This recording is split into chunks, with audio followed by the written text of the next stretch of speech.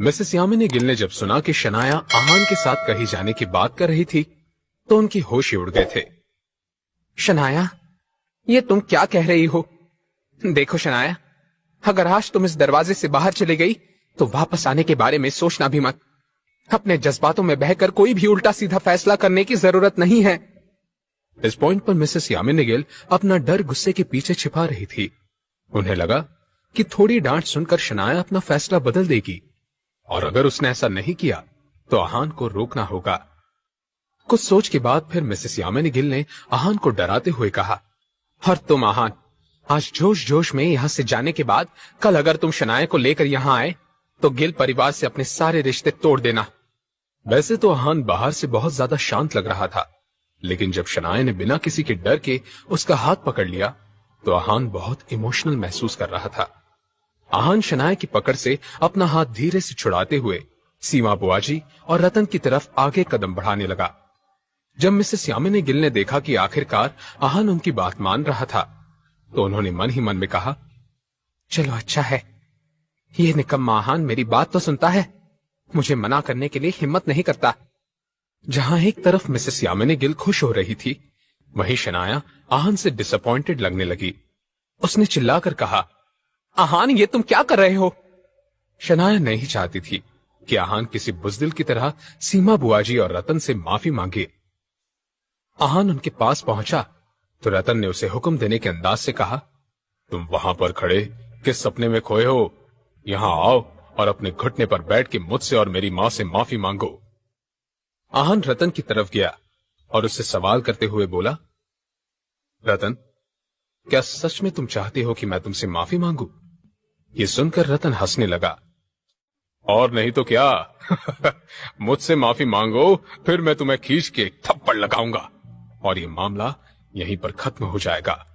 आखिरकार रतन ने आहान से अपनी बेइज्जती का अपना बदला ले ही लिया था।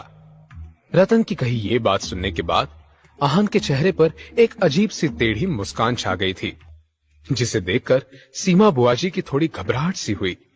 लेकिन फिर उन्होंने सोचा कि मिसेस यामिनी गिल के यहां होते हुए आहान क्या ही कर सकता था। आहान रतन के सामने जाकर खड़ा हो गया। रतन का घमंड अब 7वें आसमान पर चढ़ रहा था और उसने ताना देते हुए कहा, अब बैठ जाओ जीजा जी। जैसे ही रतन ने अपना आखिरी शब्द कहा, आहान ने उसके मुंह पर एक थप्पड़ लगा दिया। वो थप्पड़ रतन को इतना जोर से लगा था कि वो नीचे गिर गया। ओह! रतन ने दर्द से चीखते हुए कहा। उसकी आवाज पूरे घर में गूंज रही थी। इस पॉइंट पर सीमा जी का चेहरा जम गया। मिसेस यामिनी गिल और शनाया भी दंग रह गए। उन्होंने आहान के ऐसे एग्रेसिव रिएक्शन को एक्सपेक्ट नहीं किया था। आहान बिल्कुल भी गुस्सा नहीं लग रहा था, बल्कि वो तो बिल्कुल शांत नजरों से रतन के पास गया और उससे बोला, रतन भैया, मुझे माफ कर दीजिए। I am sorry. मुझे आपको इतना नहीं मानना चाहिए था, लेकिन क्या करूं, आपने खुद मेरी बीवी को हाथ लगाने की कोशिश की थी। मैं चाहकर भी अपने आप को रोक नहीं पाया। आहान अब अपने घुटनों के बल बैठ गया। उसने धीरे से एक बार जमीन पर लेटे हुए रतन के शर्ट को पकड़कर उसे उठाया और फिर एक बार रतन को जमीन पर पटकते हुए कहा, मुझे फिर से माफ कर दीजिए, मैं अपना गुस्सा कंट्रोल ही नहीं कर पाया। वैसे मेरी शनाया के घर आकर आपको तमाशा करने के लिए किसने कहा था? गलती तो आपकी भी है ना रतन भैया। कुछ देर तक अपने आप को शांत करने की नाकाम कोशिश करने के बाद सीमा बुआजी ने आहान से कहा, तुम बस करो, मेरे रतन को छोड़ दो, वरना। आहान ने उनकी तरफ एक नजर देखा भी नहीं और फिर से रतन का शर्ट पकड़ लिया। अब आहान ने रतन से सवाल करते हुए कहा, रतन भाई, वो सीमा बुआजी वरना कह रही हैं, आप बताइए, वो क्या कर सकती हैं? कहिए ना, आप कुछ बताते क्यों नहीं? आहान ने अपना यह सवाल इस तरह किया था कि उसे रतन की बहुत फिक्र हो रही थी। हम मिसेस यामिनी गिल को अपनी आंखों पर यकीन नहीं हो रहा था। क्या ये वही आहान था जो उसके सामने मुंह खोलने की हिम्मत भी नहीं करता था? एकदम से मिसेस यामिनी गिल के इस निकम्मे घर जमाई में इतना बदलाव कैसे आ गया?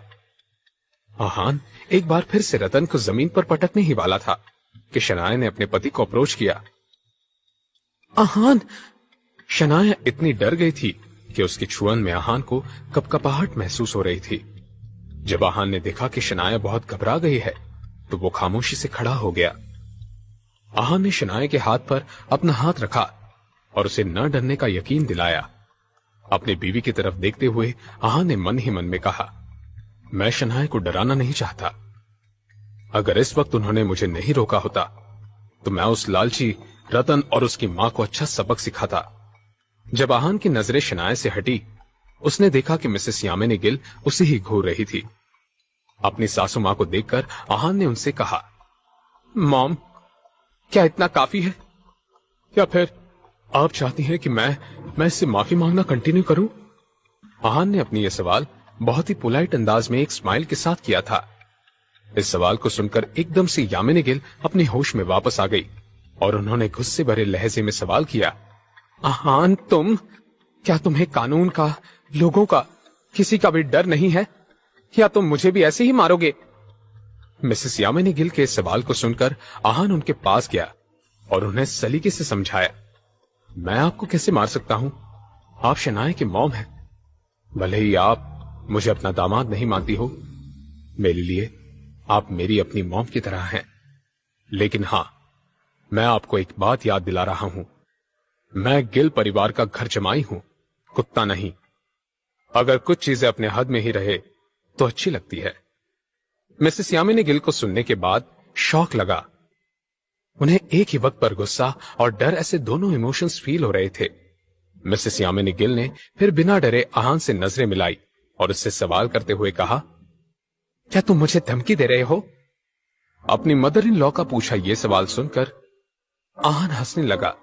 उसने मिसेस यामिनी गिल से कहा, मॉम, ये कोई धमकी नहीं है, मैं तो बस आपको एक एडवाइस दे रहा था जो आपके बहुत काम में आने वाली थी।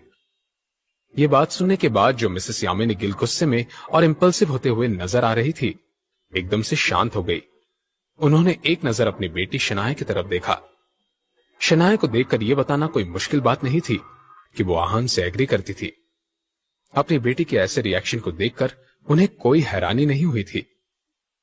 फिर मिसेस यामिनी गिल ने अपने दांत पीसकर कहा, अच्छी एडवाइस है आहान, बहुत अच्छी एडवाइस है। अब एक एडवाइस तुम भी ले लो, अभी के अभी मेरे घर से निकल जाओ और जाकर अपनी शक्ल मत दिखाना। आहान ने बहुत ही शांत अंदाज में बोला, ठीक है, और अपनी बात कहने के बाद कुछ सोचे बिना वो दरवाजे की तरफ चला गया। शनाया की आंखें एक ही पल में नम हो गई।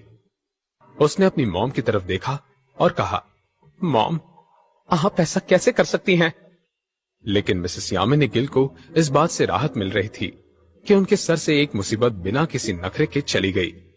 अपनी रोती हुई बेटे के सवाल को सुनकर मिसेस यामिनी गिल ने कहा, मैंने क्या किया शनाया? ये सब तुम्हारे भले के लिए ही हो रहा है। अच्छा हुआ वो निकम्मा आहान चुपचाप यहां से चला गया। अब मैं तुम्हारे लिए कोई अच्छा सा लड़का ढूंढूंगी जो इस आहान से 100 गुना ज्यादा अच्छा होगा। जब से शनाया स्प्रिंग कॉरपोरेशन के प्रोजेक्ट की हेड बनी थी, कई बड़े बड़े खानदानों से उसके लिए कुछ पूछा जा रहा था। उन सभी अमीर परिवारों में इरादे साफ थे। मिसेस यामिनी गिल ने सोचा कि एक बार आहान और शनाया की सो कॉल्ड शादी खत्म हो जाए तो सब कुछ उनके मन के मुताबिक हो जाएगा। लेकिन शनाया ऐसा कुछ भी नहीं सोचती थी। शनाया ने अपने आंसू पोंछ दिए और मिसेस यामिनी गिल से बोली, मॉम, आप बहुत गलत कर रही हैं। जैसे ही मिसेस यामिनी गिल ने शनाया की कही ये बात सुनी, वो तुरंत बोल पड़ी, क्या गलत कर रही हूं? क्या तुम्हें समझ रहा है कि वो तुम खुद क्या कर रही हो? मैं तुम्हें बड़ा करने में कितनी मेहनत कर रही हूं और तुम मुझे उस सब का ये सलाह दे रही हो? शनाया, तुम। मगर इससे पहले मिसेस यामिनी गिल अपनी बात पूरी कर पाती, उन्होंने एक जोर की आवाज सुनी। ये दरवाजा बंद होने की आवाज थी। मिसेस यामिनी गिल ने देखा कि शनाया घर से चली गई थी। क्या शनाया भी घर छोड़कर चली गई थी? मिसेस यामिनी गिल को यह समझ में नहीं आ रहा था कि उन्होंने किसी का क्या बिगाड़ा था कि उन्हें यह दिन देखना पड़ रहा था। वो भागकर दरवाजे के पास गई और चिल्लाने लगी, शनाया, तुम कहां जा रही हो? वापस आओ शनाया, मैंने कहा वापस आओ। लेकिन इसका कोई फायदा नहीं था। शनाया पहले ही चली गई थी। मिसेस यामिनी गिल ने परेशान होकर अपना सिर पीट लिया।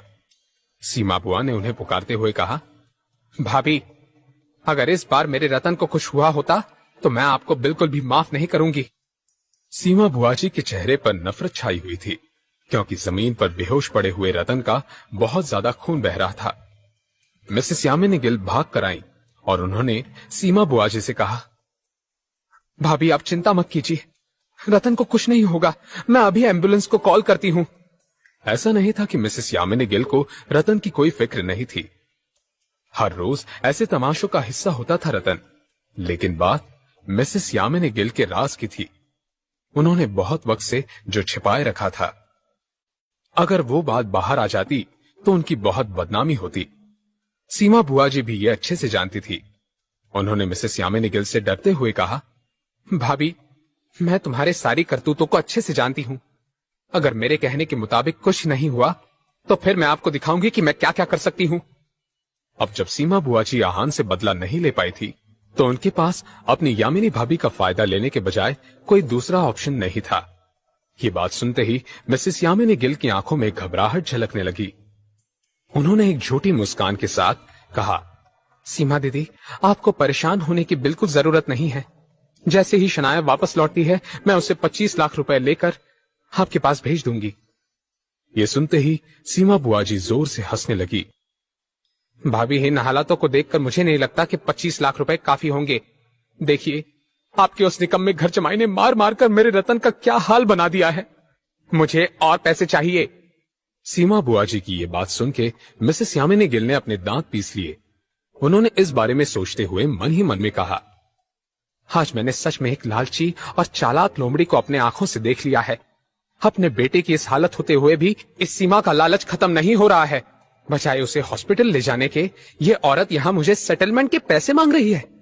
अगर मेरा राज, मेरी कमजोरी सीमा को पता नहीं होती तो मैं उसे असली औकात दिखा देती। सीमा बुआ जी ने फिर मिसेस यामिनी गिल से कहा, वो नई कार वो मेरे बेटे को दे दो और जब शनाया वापस आए तब उससे कहना कि मेरे 25 लाख रुपए कैश ले आए। क्योंकि मिसेस यामिनी गिल के पास कोई दूसरा ऑप्शन नहीं था, उन्होंने चुपचाप हामी भर दी। उनकी हामी के जाने के बाद सीमा बुआ जी मन ही मन में मुस्कुराते हुए बोली, अरे वाह, अब तो मेरे पास एक महंगी कार भी है और ढेर सारा पैसा भी। ये निकम्मा आहान तो मेरे लिए बड़ा लकी निकला। अब जब तक मेरे पास पुरास है तब तक मेरी जिंदगी आराम से कटेगी। मिसेस यामिनी गिल का ऐसा कौन सा राज था जिसकी वजह से सीमा बुआ जी उन्हें ब्लैकमेल कर रही थी? क्या शनाया आहान के पास गई थी? जानने के लिए सुनते रहिए पॉकेट एफएम।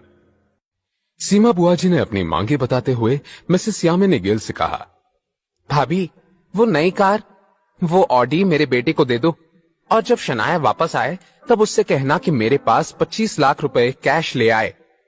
क्योंकि मिसेस यामिनी गिल के पास कोई दूसरा ऑप्शन नहीं था, उन्होंने चुपचाप हामी भर दी। उनकी हामी को जानने के बाद सीमा बुआ जी मन ही मन में मुस्कुराते हुए बोली, अरे वाह, अब तो मेरे पास एक महंगी कार भी है और ढेर सारा पैसा भी। ये निकम्मा आहान तो मेरे लिए बड़ा लकी निकला। अब जब तक मेरे पास वो राज है तब तक मेरी जिंदगी आराम से कटेगी। जहां एक तरफ कोई आहान की वजह से खुशियां मना रहा था, आहान थोड़ा डिप्रेस महसूस कर रहा था। आहान ने कभी भी मिसेस यामिनी गिल की कड़वी बातों को दिल पर नहीं लिया था, मगर आज उसे वो बहुत चुभ गई थी। आहान ने चलते हुए देखा कि एक आदमी अपने कुत्ते को वॉक करा रहा था। आहान ना ही उस कुत्ते को जानता था और ना ही उसके मालिक को, मगर पिछले 3 सालों से आहान रोज उन दोनों को घूमते हुए देखता था। उसने मन ही मन में कहा, हम किसी जानवर के साथ थोड़ा भी वक्त बिताते हैं तो हमें थोड़ा सा लगाव हो जाता है, लेकिन मॉम ने हमेशा मुझसे नफरत ही की है। तभी शनाया अपने बिल्डिंग से बाहर आई। उसने आहान की उदास आंखें देखी तो वो कैसे उस कुत्ते और मालिक को देख रहा था। यह देखकर शनाया अपने आंसुओं को बहने से रोक नहीं पाई। शनाया ने गले में पहने हुए मंगलसूत्र को छूकर कहा, मैं बहुत बड़ी बेवकूफ हूं, आहान के दर्द को कभी समझ नहीं पाई। उसका दिल बहुत साफ है, तभी तो खुद से ही पहले वो मेरे और मॉम डैड के बारे में सोचता था। मुझे आज भी याद है, हमारी शादी वाले दिन पापा ने हमें आशीर्वाद से कहा था कि हम सब एक टीम की तरह हैं, एक फैमिली की तरह। आहान ने तो वो बात सीरियसली ले ली, लेकिन मैं 3 साल के बाद इस बात का मतलब समझ रही हूं। पता नहीं आहान कैसा महसूस कर रहा होगा। एकदम से शनाया को आहान का चेहरा याद आया। और वो भागकर आहान के पास चली गई। आहान। अपना नाम सुनकर जैसे ही आहान पीछे मुड़ा, शनाया ने उसे हक कर लिया। आहान कुछ समझ नहीं पाया कि ये क्या हो रहा है। उसे शनाया के आंसू अपने बदन पर महसूस हो रहे थे। एक ही पल में जब उसकी बीवी रो रही थी, आहान अपनी सारी फीलिंग्स को भूल गया और बोला, शनाया क्या हुआ, क्या ठीक है? शनाया ने सिसकियां भरते हुए सोचा, इस सिचुएशन में भी आहान को मेरी फिक्र हो रही है। कितना अच्छा है, इतना अच्छा क्यों है ये? शनाया कुछ देर तक ऐसी ही रोती रही। आहान भी उसका सर सहलाते हुए उसे शांत करने की नाकाम कोशिश कर रहा था। कुछ देर बाद शनाया ने आहान की पीठ से हाथ फेरते हुए कहा, आहान, आई एम सॉरी। पता नहीं घुटनों के बल बैठकर उस नालायक रतन से माफी मांगने की बात को तुमने चुपचाप कैसे सुन लिया? अगर मैं तुम्हारी जगह होती तो वो सब सहन नहीं कर पाती। शनाया की इन बातों को सुनकर आहान मुस्कुराने लगा। उसने शनाया के गालों से आंसू पोंछते हुए कहा, मैं ठीक हूं, आपको फिक्र करने की कोई जरूरत नहीं है। आहान का जवाब सुनकर शनाया के दिल में दर्द होने लगा। उसने अपने दोनों हाथों से आहान का चेहरा पकड़ लिया और बोली, मैं तुम्हारी वाइफ हूं, याद है ना, हम दोनों एक टीम हैं। तुम्हें मेरे सामने ठीक होने का दिखावा करने की कोई जरूरत नहीं है। मैं शर्मिंदा हूं, मेरे होने के बावजूद भी तुम्हें वो सब सहना पड़ा। प्लीज मुझे माफ कर दो। आहान ने एक प्यारी सी मुस्कान के साथ अपनी बीवी को देखा। आज शनाया सच में उसकी फिक्र कर रही थी और ये देखकर आहान को बहुत अच्छा लग रहा था। उसने शनाया की आंखों में आंखें डालकर बोला, शनाया, आपको मुझे कभी भी सॉरी नहीं कहना है। आपकी कोई गलती नहीं है, आप कुछ गलती कर ही नहीं सकती। आज जो कुछ भी हुआ उसमें शनाया की कोई गलती नहीं थी। उल्टा वो खुद आहान के लिए एक बढ़िया सी कार खरीद कर आई थी, आहान के साथ मार्केट में भी गई थी। और इतना ही नहीं, शनाया ने तो आज सबके सामने बिना डरे आहान का साथ भी दिया था। ये सब तो सीमा बुआजी और मिसेस यामिनी गिल की वजह से हो रहा था।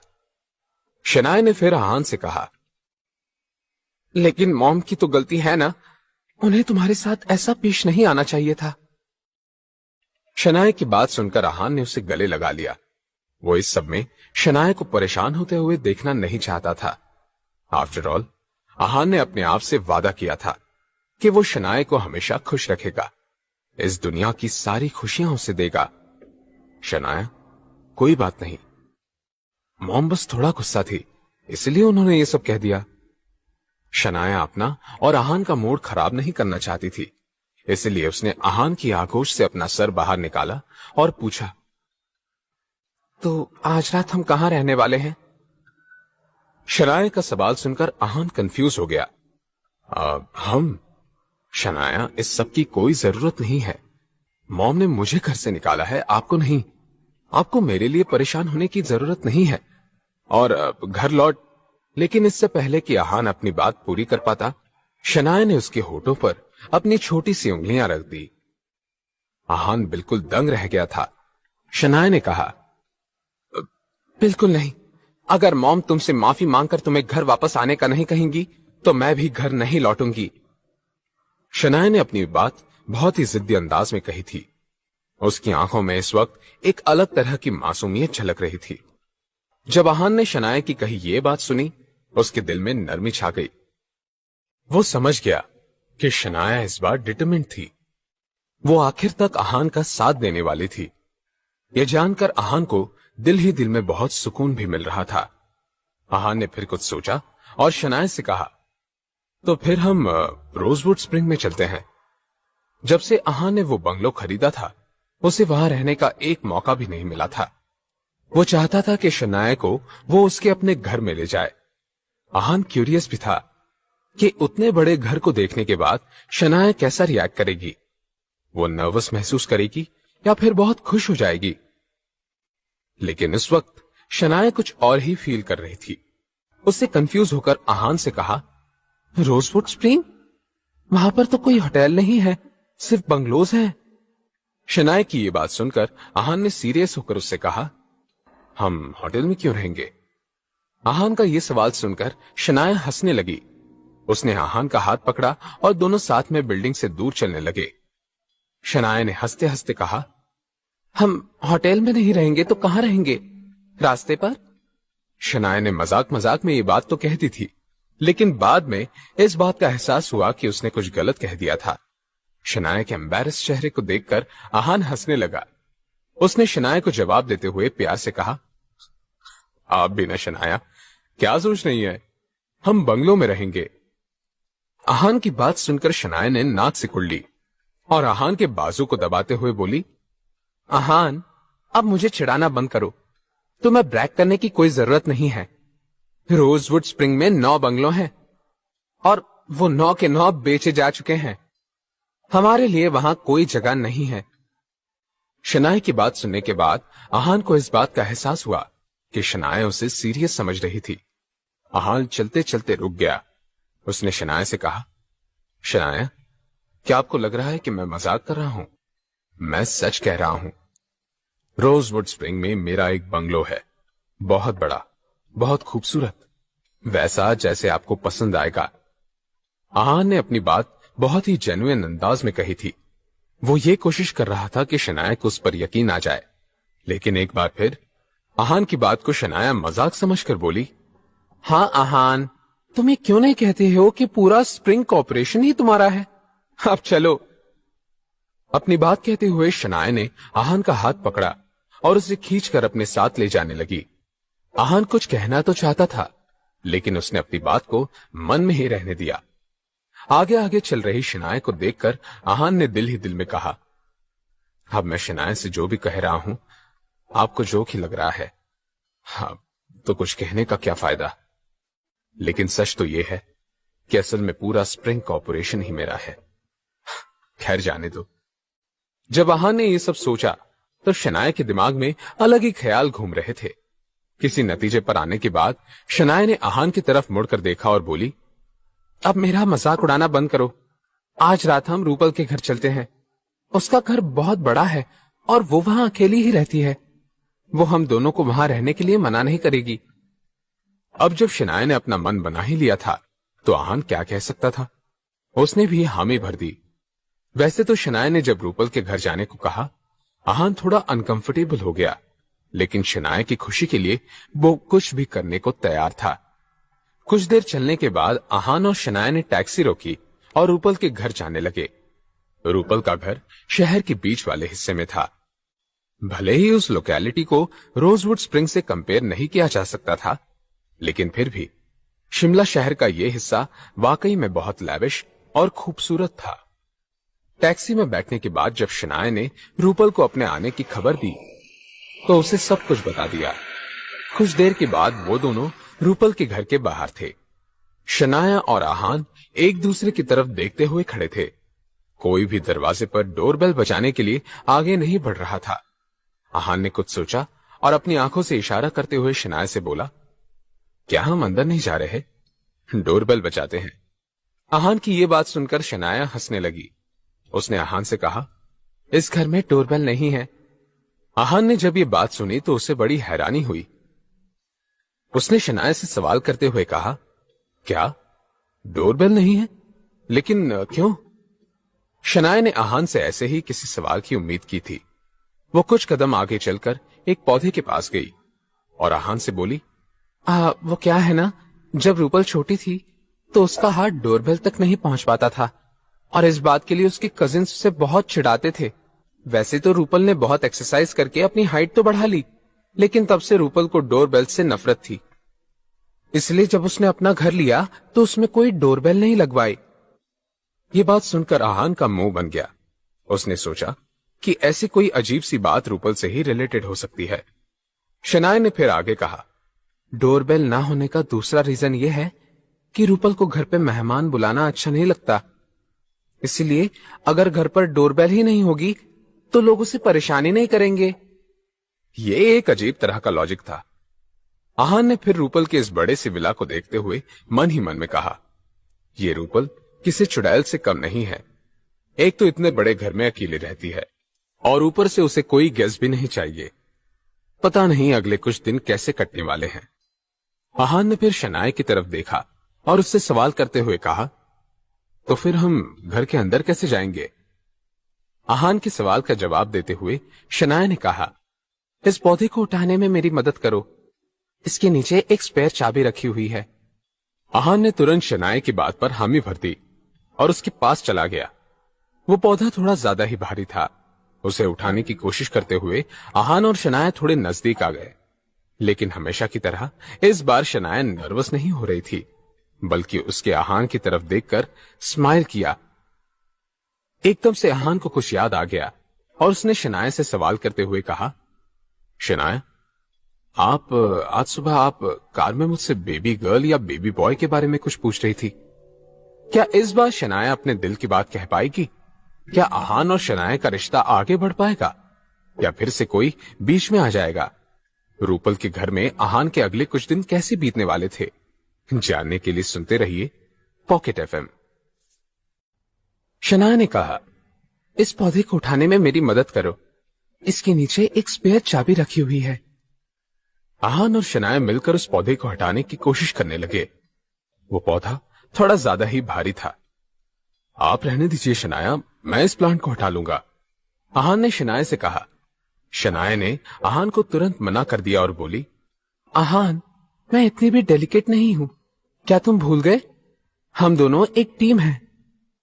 शनाया आहान की एक बात भी नहीं सुनने वाली थी, इसलिए आहान ने भी उसे ज्यादा इंसिस्ट नहीं किया।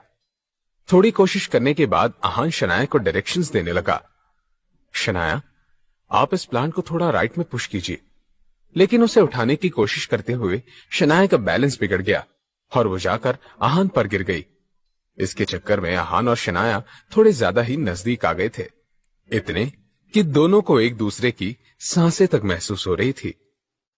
लेकिन हमेशा की तरह इस बार शनाया नर्वस नहीं हो रही थी, बल्कि उसके आहान की तरफ देखकर स्माइल देते हुए कहा, आहान, हमारे साथ आजकल ऐसे मूवमेंट्स कुछ ज्यादा ही हो रहे हैं।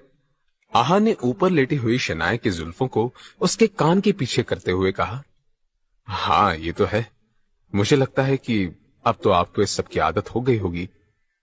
आहान की बात सुनकर शनाया खिलखिलाने लगी। उसने हल्के से आहान के सीने पर अपने हाथ से चपट मार दी और बोली, हाँ, मुझे तो धीरे धीरे तुम्हारी आदत होने लगी है, लेकिन तुम अभी भी शर्माने से बाज नहीं आ रहे। ये सुनकर आहान भी हंसने लगा। उसे ये सब किसी सपने की तरह लग रहा था। कुछ दिनों के पहले आहान और शनाया एक दूसरे का हाथ भी पकड़ने से शर्माते थे, और आज वो एक दूसरे के अराउंड बहुत कंफर्टेबल फील करने लगे थे। एकदम से आहान ने शनाया से सवाल करते हुए कहा, आज सुबह आप कार में मुझे बेबी गर्ल या बेबी बॉय के बारे में क्या पूछ रही थी? जैसे ही शनाया ने आहान का ये सवाल सुना, वो थोड़ी क्यूरियस लगने लगी। शनाया ने आहान की आंखों में देखते हुए मन ही मन में कहा, इस मैटर को आज ही सुबह क्लियर हो जाना चाहिए था, लेकिन वो बेवकूफ रतन और सीमा बुआ जी बीच में आ गई। खैर, कोई बात नहीं, late is better than never. अब जब मुझे अच्छा मौका मिला है तो मैं आहान से इस बारे में बात करके रहूंगी। शनाया ने अब अपना मन बना लिया था। उसने फिर आहान की तरफ देखकर उससे कहा, आहान, वो मैं सोच रही थी कि क्यों ना हम दोनों। मगर एक बार फिर से शनाया की बात अधूरी ही रह गई थी। अचानक से रूपल के घर का दरवाजा खुला और उसने बाहर से आकर चिल्लाते हुए कहा, अपना ये शो बंद करो, ये क्या चल रहा है शनाया? आहान, क्या तुम अपने आप पर कंट्रोल नहीं कर सकते? वैसे मुझे तो तुमसे कोई ज्यादा उम्मीद भी नहीं है, बेशरम कहीं के। आहान को कोसते हुए रूपल उन दोनों के पास गई और शनाया का हाथ पकड़कर उसे खड़े होने में मदद करने लगी। शनाया आहान और रूपल से अपनी नजरें चुराने लगी। उसने एकदम से रूपल के बीच में आने की उम्मीद नहीं की थी। और रही बात आहान की, तो जब से उसने रूपल के घर जाने के लिए हामी भरी थी, उसने ऐसी बात सुनने के लिए अपने आप को प्रिपेयर कर लिया था। अपने कपड़े झटकते हुए आहान भी खड़ा हो गया। रूपल ने अजीब सी नजरों से आहान को देखा और फिर अपनी बेस्ट फ्रेंड से सवाल करते हुए बोली, शनाया, ये सब क्या हो रहा था? शनाया ने इस तरह जवाब देना शुरू किया मानो उसे अपनी हरकत का हिसाब दे रही हो। रूपल, वो मैं इस प्लांट के नीचे रखी हुई स्पेयर चाबी ढूंढ रही थी। वो प्लांट थोड़ा भारी था तो इसलिए मैंने आहान से हेल्प मांग ली। हम तो बस चाबी ही निकाल रहे थे कि मेरा बैलेंस चला गया, और फिर जो तुमने देखा वो। शनाया के इतने डिटेल्ड एक्सप्लेनेशन को सुनकर आहान दंग रह गया। उसने अपने सामने खड़ी दोनों लड़कियों की तरफ बारी से देखते हुए मन ही मन में कहा, मुझे ऐसा क्यों लग रहा है कि जिस तरह शनाया रूपल को सब एक्सप्लेन कर रही है, मैं शनाया का पति नहीं, कोई दूसरा आदमी हूं। उफ, इन लड़कियों की दोस्ती मुझे अजीब सी वाइब्स देती है। जब रूपल ने शनाया की ये बात सुनी, उसने शक भरी निगाहों से आहान की तरफ देखा और बोली, क्या ऐसा ही है? जब रूपल ने आहान से यह सवाल किया, उसका मुंह बन गया। आहान ने रूपल से नजरें फेरते हुए उससे कहा, मैं भला क्यों जवाब देने लगा? शनाया मेरी वाइफ है। तुम तो मुझसे इस तरह सवाल कर रही हो जैसे मैंने शनाया से कोई जबरदस्ती की है। आहान ने अपना जवाब तो दे दिया था, लेकिन शनाया ने उसका हाथ पकड़ते हुए उससे कहा, आहान, बात को बिगाड़ो मत। अपनी वाइफ की ऐसी वार्निंग को सुनकर आहान की आंखें रोल हो गई। उसने फिर रूपल की तरफ देखा और बोला, जी ऐसा ही है, यह सब एक एक्सीडेंट था, मैंने कुछ भी जानबूझकर नहीं किया है। आहान का जवाब सुनने के बाद रूपल ने कुछ सोचा और अपना फैसला सुनाते हुए बोली, अगले कुछ दिन तुम्हारी वाइफ मेरे साथ ही रहेगी, तो फिर तुम पहले फ्लोर पर ही रहना, समझ गए? यह सुनकर आहान की बोलती ही बंद हो गई। क्या यह लाइन आहान के कहने की नहीं थी? लेकिन शनाया की तरफ देखकर आहान ने बेमन से अपना सर हिला दिया। रूपल के इंस्ट्रक्शंस तो खत्म होने का नाम ही नहीं ले रहे थे। रूपल ने आगे आहान से कहा, और हां, एक बात अच्छे से याद रखो, मेरे परमिशन के बिना तुम सेकंड फ्लोर पर कदम नहीं रख सकते। अब आहान का सब्र जवाब दे दिया। उसने अपने सर पर हाथ रखते हुए कसम खाकर कहा, ठीक है, परेशान होने की कोई जरूरत नहीं है, मैं ऊपर नहीं आऊंगा। रूपल ने सोचा नहीं था कि आहान इतनी आसानी से मान जाएगा। उसने अपने कंधे को उचकाते हुए कहा, क्या तुम्हारे पास कोई दूसरा ऑप्शन है? चलो शनाया। यह कहकर रूपल ने आहान को पूरी तरह से नजरअंदाज कर दिया और शनाया का हाथ पकड़कर उसे साथ अंदर ले गई। आहान को अभी से यहां आने के अपने फैसले पर पछतावा हो रहा था, लेकिन कहते हैं ना, जो बीवी से करे प्यार वो कैसे करे इनकार। आहान भी घर के अंदर चला गया। अब जब लिविंग रूम में वो अकेला ही बैठा था, तो आहान ने सोचा, चलो क्यों ना मिस्टर विक्रम को कॉल करके स्प्रिंग कॉर्पोरेशन और बाकी दूसरे बिजनेस का फॉलोअप ले लिया जाए। अपने फोन कॉल के नतीजे पर आते हुए आहान ने कहा, विक्रम जी, आप बिजनेस इंडस्ट्री में बहुत लंबे अरसे से काम कर रहे हैं, पर आपके तजुर्बे के अकॉर्डिंग हमारा प्रॉफिट क्या फ्यूचर दिखा रहा था? भले ही आहान को उसके पापा आदित्य रायजादा और उनके साथ काम करने वाले लोग पसंद नहीं थे, लेकिन मिस्टर विक्रम बहुत ही समझदार और लॉयल बिजनेसमैन थे। उनका एक्सपीरियंस और काम के लिए डेडिकेशन आहान को हमेशा इंप्रेस करता आया था। इसलिए मिस्टर विक्रम की राय आहान के लिए बहुत जरूरी थी। आहान से सवाल का जवाब देते हुए विक्रम ने कहा, यंग मास्टर, अगर सच कहूं तो शुरुआत में आपकी इन्वेस्टमेंट और डिसीजन मेकिंग से मैं खास खुश नहीं था, लेकिन हमारा इनिशियल प्रॉफिट बहुत कमाल का है। हमें 10 दिनों में जितना प्रॉफिट हुआ है, उतना रायजादा ग्रुप्स में 3 महीनों का मार्जिन होता है। इसीलिए आप बेफिक्र रहिए यंग मास्टर। अगर आपके दिमाग में कुछ और सजेशंस और प्रोजेक्ट्स होंगे तो मुझे बता दीजिए, हम उन पर भी काम शुरू कर सकते हैं। मिस्टर विक्रम आहान के परफॉर्मेंस से बहुत खुश थे, लेकिन आहान ने उनसे केयरलेस अंदाज में कहा, विक्रम जी, क्या जल्दी है? अब इस प्रॉफिट और रायजादा ग्रुप को बहुत ज्यादा देखना है, हमें जल्दबाजी करने की कोई जरूरत नहीं है। ये कहकर आहान ने फोन कट कर दिया। फोन की दूसरी तरफ से यह सुनकर मिस्टर विक्रम के चेहरे का रंग उड़ गया। मुझे इसी बात का डर रहता है, ये नया वारिस इतना स्मार्ट है कि कब क्या कर सकता है इसका कोई अंदाजा नहीं लगा सकता कोई। खैर छोड़ो, मुझे इस प्रॉफिट को किसी तरह सही जगह इन्वेस्ट करना है। यंग मास्टर को समझना वैसे भी नेक्स्ट इम्पॉसिबल टास्क है। दूसरी तरफ रूपल के घर में अपना काम खत्म करने के बाद आहान ने एक अंगड़ाई ले ली। आज का दिन उसके लिए बहुत बड़ा था। कुछ देर बाद उसने फिर से शनाया के लिए खाना भी बनाना था। अब वो थोड़ा थक गया था, इसलिए आहान ने सोचा कि शॉवर लेकर थोड़ा आराम करना चाहिए। आहान लिविंग रूम से अपने रूम की तरफ जा रहा था कि उसने कोई आवाज सुनी। क्या कोई दरवाजा खटखटा रहा है?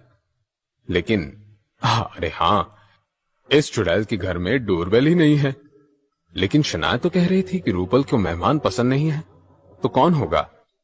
न चाहते हुए भी आहान ने जैसे ही दरवाजा खोला, उसकी आंखें खुली की खुली रह गई। दरवाजे के बाहर एक यंग लड़का खड़ा था। वो दिखने में बहुत ही एक्साइटेड और हैंडसम लग रहा था, और वही एक्साइटमेंट उस लड़के की आवाज में भी झलक रही थी। अपने हाथों में लाल गुलाब का एक गुलदस्ता पकड़े वो लड़का अपने घुटने के बल बैठ गया था और उसने कहा, रूपल, मुझसे शादी कर लो। मैं तुम्हें इस दुनिया का सारा प्यार और खुशी देना चाहता हूं। क्योंकि अपने चेहरे के सामने उस लड़के ने लाल गुलाबों का गुलदस्ता पकड़ रखा था, इस वजह से वो लड़का देख नहीं पा रहा था कि सामने रूपल नहीं, आहान खड़ा था। उस लड़के ने अपने प्रपोजल को आगे बढ़ाते हुए एक गाना भी शुरू किया। तुझे देखा तो ये जाना सनम, प्यार होता है दीवाना सनम। रूपल, मैं जानता हूं कि ये शाहरुख खान का गाना बहुत पुराना है, लेकिन मेरी जान, तुम तो जानती हो ना कि प्यार का पुराना रोग है मुझे और इसका मर्ज बस तुम ही हो। एक गाना खत्म करने के बाद उस लड़के ने दूसरा गाना शुरू किया। आहान इस लड़के की तरफ देखते हुए मन ही मन में कहने लगा, क्या इस बेचारे को कोई दूसरी लड़की नहीं मिली? शायद इस लड़के को पता ही नहीं होगा कि रूपल एक जहन्नुम की चुड़ैल है। मुझे तो अब इस लड़के पर तरस आ रहा है। जाहिर था यह लड़का बहुत सीरियस था, वरना किसी लड़की के दरवाजे पर खड़े होकर कोई ऐसे गाना थोड़ी ही ना गाता है। आहान ने थोड़ी हिम्मत करके उस लड़के के गाने को बीच में रोकते हुए कहा, भाई, मैं रूपल नहीं हूं, तुम गलत इंसान को प्रपोज कर रहे हो। आहान ने हल्की सी खांसी के साथ उस लड़के को रोकने की कोशिश की थी। फाइनली उस बात का एहसास उसे हुआ कि कुछ गलत हो रहा है। वो जल्दी से अपने पैरों पर सही से खड़ा हो गया और आहान की तरफ देखकर अजीब से एक्सप्रेशंस के साथ बोला, तुम कौन हो और यहां मेरी रूपल के घर पे क्या कर रहे हो? उस हैंडसम लड़की की आंखों में अजीब सा शक झलक रहा था। आहान उस लड़की की हालत को अच्छे से समझ सकता था, इसलिए उसने बहुत ही ईमानदारी से जवाब दिया, मैं रूपल का दोस्त हूं। जवाब सुनकर वो लड़का गुस्से से आहान के पास आया और बोला, तुम झूठ बोल रहे हो। पूरे इंडिया में रूपल का ऐसा कोई दोस्त नहीं है जो लड़का हो। मैं सब जानता हूं। सच सच बताओ, कौन हो तुम? ये सवाल सुनते हुए उस लड़के ने अपने गुस्से से हाथ में पकड़ा हुआ गुलाबों का गुलदस्ता जमीन पर पटक दिया। आहान ने हेल्पलेस फील करते हुए एक बार फिर अपनी बात को दोहरा दिया और उसने कहा, अरे मैंने कहा ना कि मैं रूपल का दोस्त हूं। अब उस लड़के की त्योरियां चढ़ गई। उसने आहान से कहा, मुझे इस बात पर यकीन नहीं है, झूठे हो तुम। मैं जाकर रूपल से ही पूछ लेता हूं। अपनी बात कहते हुए वो लड़का अब आहान को हटाकर अंदर जाने की कोशिश करने लगा। वो आहान को पुश करने की हर मुमकिन कोशिश कर रहा था, लेकिन आहान अपनी जगह से तस से मस नहीं हुआ और आहान ने उस लड़की को मना करते हुए कहा, नहीं, तुम अंदर नहीं जा सकते। भले ही ये रूपल का घर था, लेकिन अंदर शनाया नहा रही थी। आहान ऐसे ही किसी को घर के अंदर नहीं घुसने दे सकता था, लेकिन वो हैंडसम लड़का आहान की एक नहीं सुन रहा था। उसने आहान से कहा, तुम हो कौन यार, और अपने आप को क्या समझ रहे हो? मैं जब चाहूं यहां आ सकता हूं। आफ्टर ऑल मैं रूपल का फियांसे हूं। क्या ये हैंडसम लड़का सच में रूपल का फियांसे था? क्या आहान उसे अंदर जाने देने वाला था?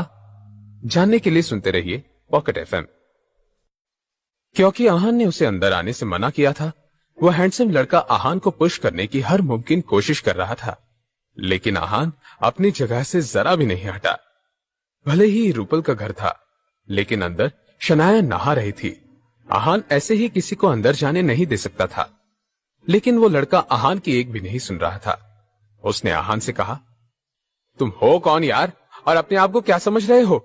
मैं जब चाहूं यहां आ सकता हूं। आफ्टर ऑल मैं रूपल का फियांसे हूं। आहान ने अपने सामने खड़े उस लड़के की तरफ देखते हुए कहा, क्या सच में चुड़ैल इस इमैच्योर और नासमझ लड़के से शादी करने वाली है? इस पॉइंट पर एकदम से आहान के दिमाग में एक ख्याल आ गया, ऐसा कैसे हो सकता है? अगर रूपल शादी करने वाली होती तो शनाया को जरूर पता होता। जरूर ये लड़का झूठ बोल रहा होगा।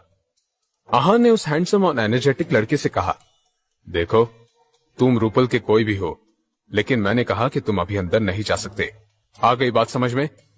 लेकिन आहान के सामने खड़े लड़के की जिद कुछ कम नहीं थी। उसने आहान को एक जोर का धक्का दिया और सीढ़ियों की तरफ बढ़ गया, मगर वो लड़का आहान की फाइटिंग स्किल्स के बारे में जानता ही कहां था। जैसे ही आहान ने देखा कि ये नासमझ लड़का सीढ़ियों से ऊपर जाने की कोशिश कर रहा था, उसने उस लड़की का हाथ पकड़कर रोक लिया। मेरा हाथ छोड़ो, दुख रहा है। वो लड़का अब दर्द से तिलमिला रहा था। आहान ने फिर उससे सवाल करते हुए कहा, क्या अभी भी तुम्हें ऊपर जाना है? अब क्योंकि वो लड़का मजबूर था, उसने मना करते हुए आहान से कहा, मैं नहीं जाऊंगा, अब मेरा हाथ छोड़ दो, मुझे बहुत दर्द हो रहा है। उस लड़के ने अब आहान की बात मान ही ली थी, तो आहान ने सोचा कि क्यों ना उसे छोड़ दिया जाए और उस हैंडसम और एनर्जेटिक लड़के से मैन टू मैन सब्र से बात करनी चाहिए। लेकिन जैसे ही आहान ने उस लड़के का हाथ छोड़ा, आहान ने एक आवाज सुनी, आहान, ये तुम क्या कर रहे हो? उसने अपना सर उठाकर देखा तो उसका मुंह बन गया। ये सवाल रूपल का था। रूपल के एक्सप्रेशंस को देखकर आहान को सब पता चल गया। उसने मन ही मन में कहा, ये लड़की ड्रामा करने से कभी बाज नहीं आ सकती। जब से ये नासमझ लड़का घर के अंदर आया है, रूपल सब कुछ छिपकर चुपचाप देख रही थी, लेकिन अब ऐसा दिखावा कर रही है जैसे कि इसे कुछ पता ही नहीं है। रूपल को मन ही मन में बुरा भला कहने के बाद आहान ने उस हैंडसम लड़की का हाथ छोड़ दिया। हाथ मसाज करके कुछ ठीक महसूस करने के बाद उस हैंडसम लड़के ने गुस्से से सवाल किया, रूपल, ये अजीब सा आदमी कौन है? मुझे ये बिल्कुल पसंद नहीं आया। आहान ने उसे कुछ ज्यादा ही परेशान कर दिया था। दूसरी तरफ जब आहान और रूपल ने उस लड़की की ऐसी शिकायत सुनी तो उन दोनों का मुंह बन गया। ये सुनकर रूपल ने बहुत ही पेशेंस के साथ उस लड़के से कहा, ये आहान है, ये वो मेरा फ्रेंड है। क्या इस वक्त उसके सामने कोई स्कूल जाने वाला छोटा लड़का खड़ा था? अपनी बात कहते हुए रूपल के हिचकिचाने की वजह साफ थी। वो आहान को अपना दोस्त कहकर इंट्रोड्यूस नहीं कराना चाहती थी, लेकिन उसे लगा कि आहान को शनाया का हस्बैंड मेंशन करने से दोस्ती कहना कभी भी बेटर ऑप्शन होगा। लेकिन जब लड़के ने रूपल के ऐसे जवाब को सुना तो पहले से ज्यादा गुस्सा हो गया। क्या फ्रेंड? रूपल, बाहर अंधेरा हो रहा है, जल्दी रात होने वाली है, ऐसे वक्त पर तुम्हारा ये अजीब सा दोस्त यहां क्या कर रहा है? अब तक रूपल के दिमाग में आहान के दोस्त के कहने की बात घूम रही थी, लेकिन जैसे ही रूपल ने इस हैंडसम और एनर्जेटिक लड़के की बात सुनी, रूपल की त्योरियां चढ़ गई। रूपल ने बिना किसी एक्सप्रेशंस के साथ अपने सामने खड़े हैंडसम और एनर्जेटिक लड़के से कहा, रोहन, तुम क्या कहने की कोशिश कर रहे हो? तुम्हारे दिमाग में जो कुछ भी चल रहा है जरा साफ साफ कहो। क्या रूपल का ऐसा रिएक्शन सही था? क्या उसे अपने आप को एक्सप्लेन करने की जरूरत थी? रूपल की बात सुनकर रोहन ने पैनिक करते हुए कहा, मैं क्या कहना चाहता हूं? रूपल, क्या तुम्हें मेरा जरा भी ख्याल नहीं है? रूपल, मैं तुम्हारे लिए गाना गा रहा हूं, रेड रोजेस लेकर आया हूं, और तुम्हें तो मेरी कोई फिक्र नहीं है। रूपल, क्या तुम मुझे धोखा दे रही हो? इस पॉइंट पर बेचारे रोहन की आंखें नम हो गई थी। ये बात जाहिर थी कि रोहन रूपल के बारे में ज्यादा सीरियस था और रूपल उसे खास पसंद नहीं करती थी। जब इसे रोहन की ऐसी इमोशंस और चीजी बातें सुनी तो उसकी नाक सिकुड़ गई। उसने रोहन से कहा, रोहन, क्या तुम खुद सुन रहे हो कि तुम्हारी बातें कितनी अजीब हैं?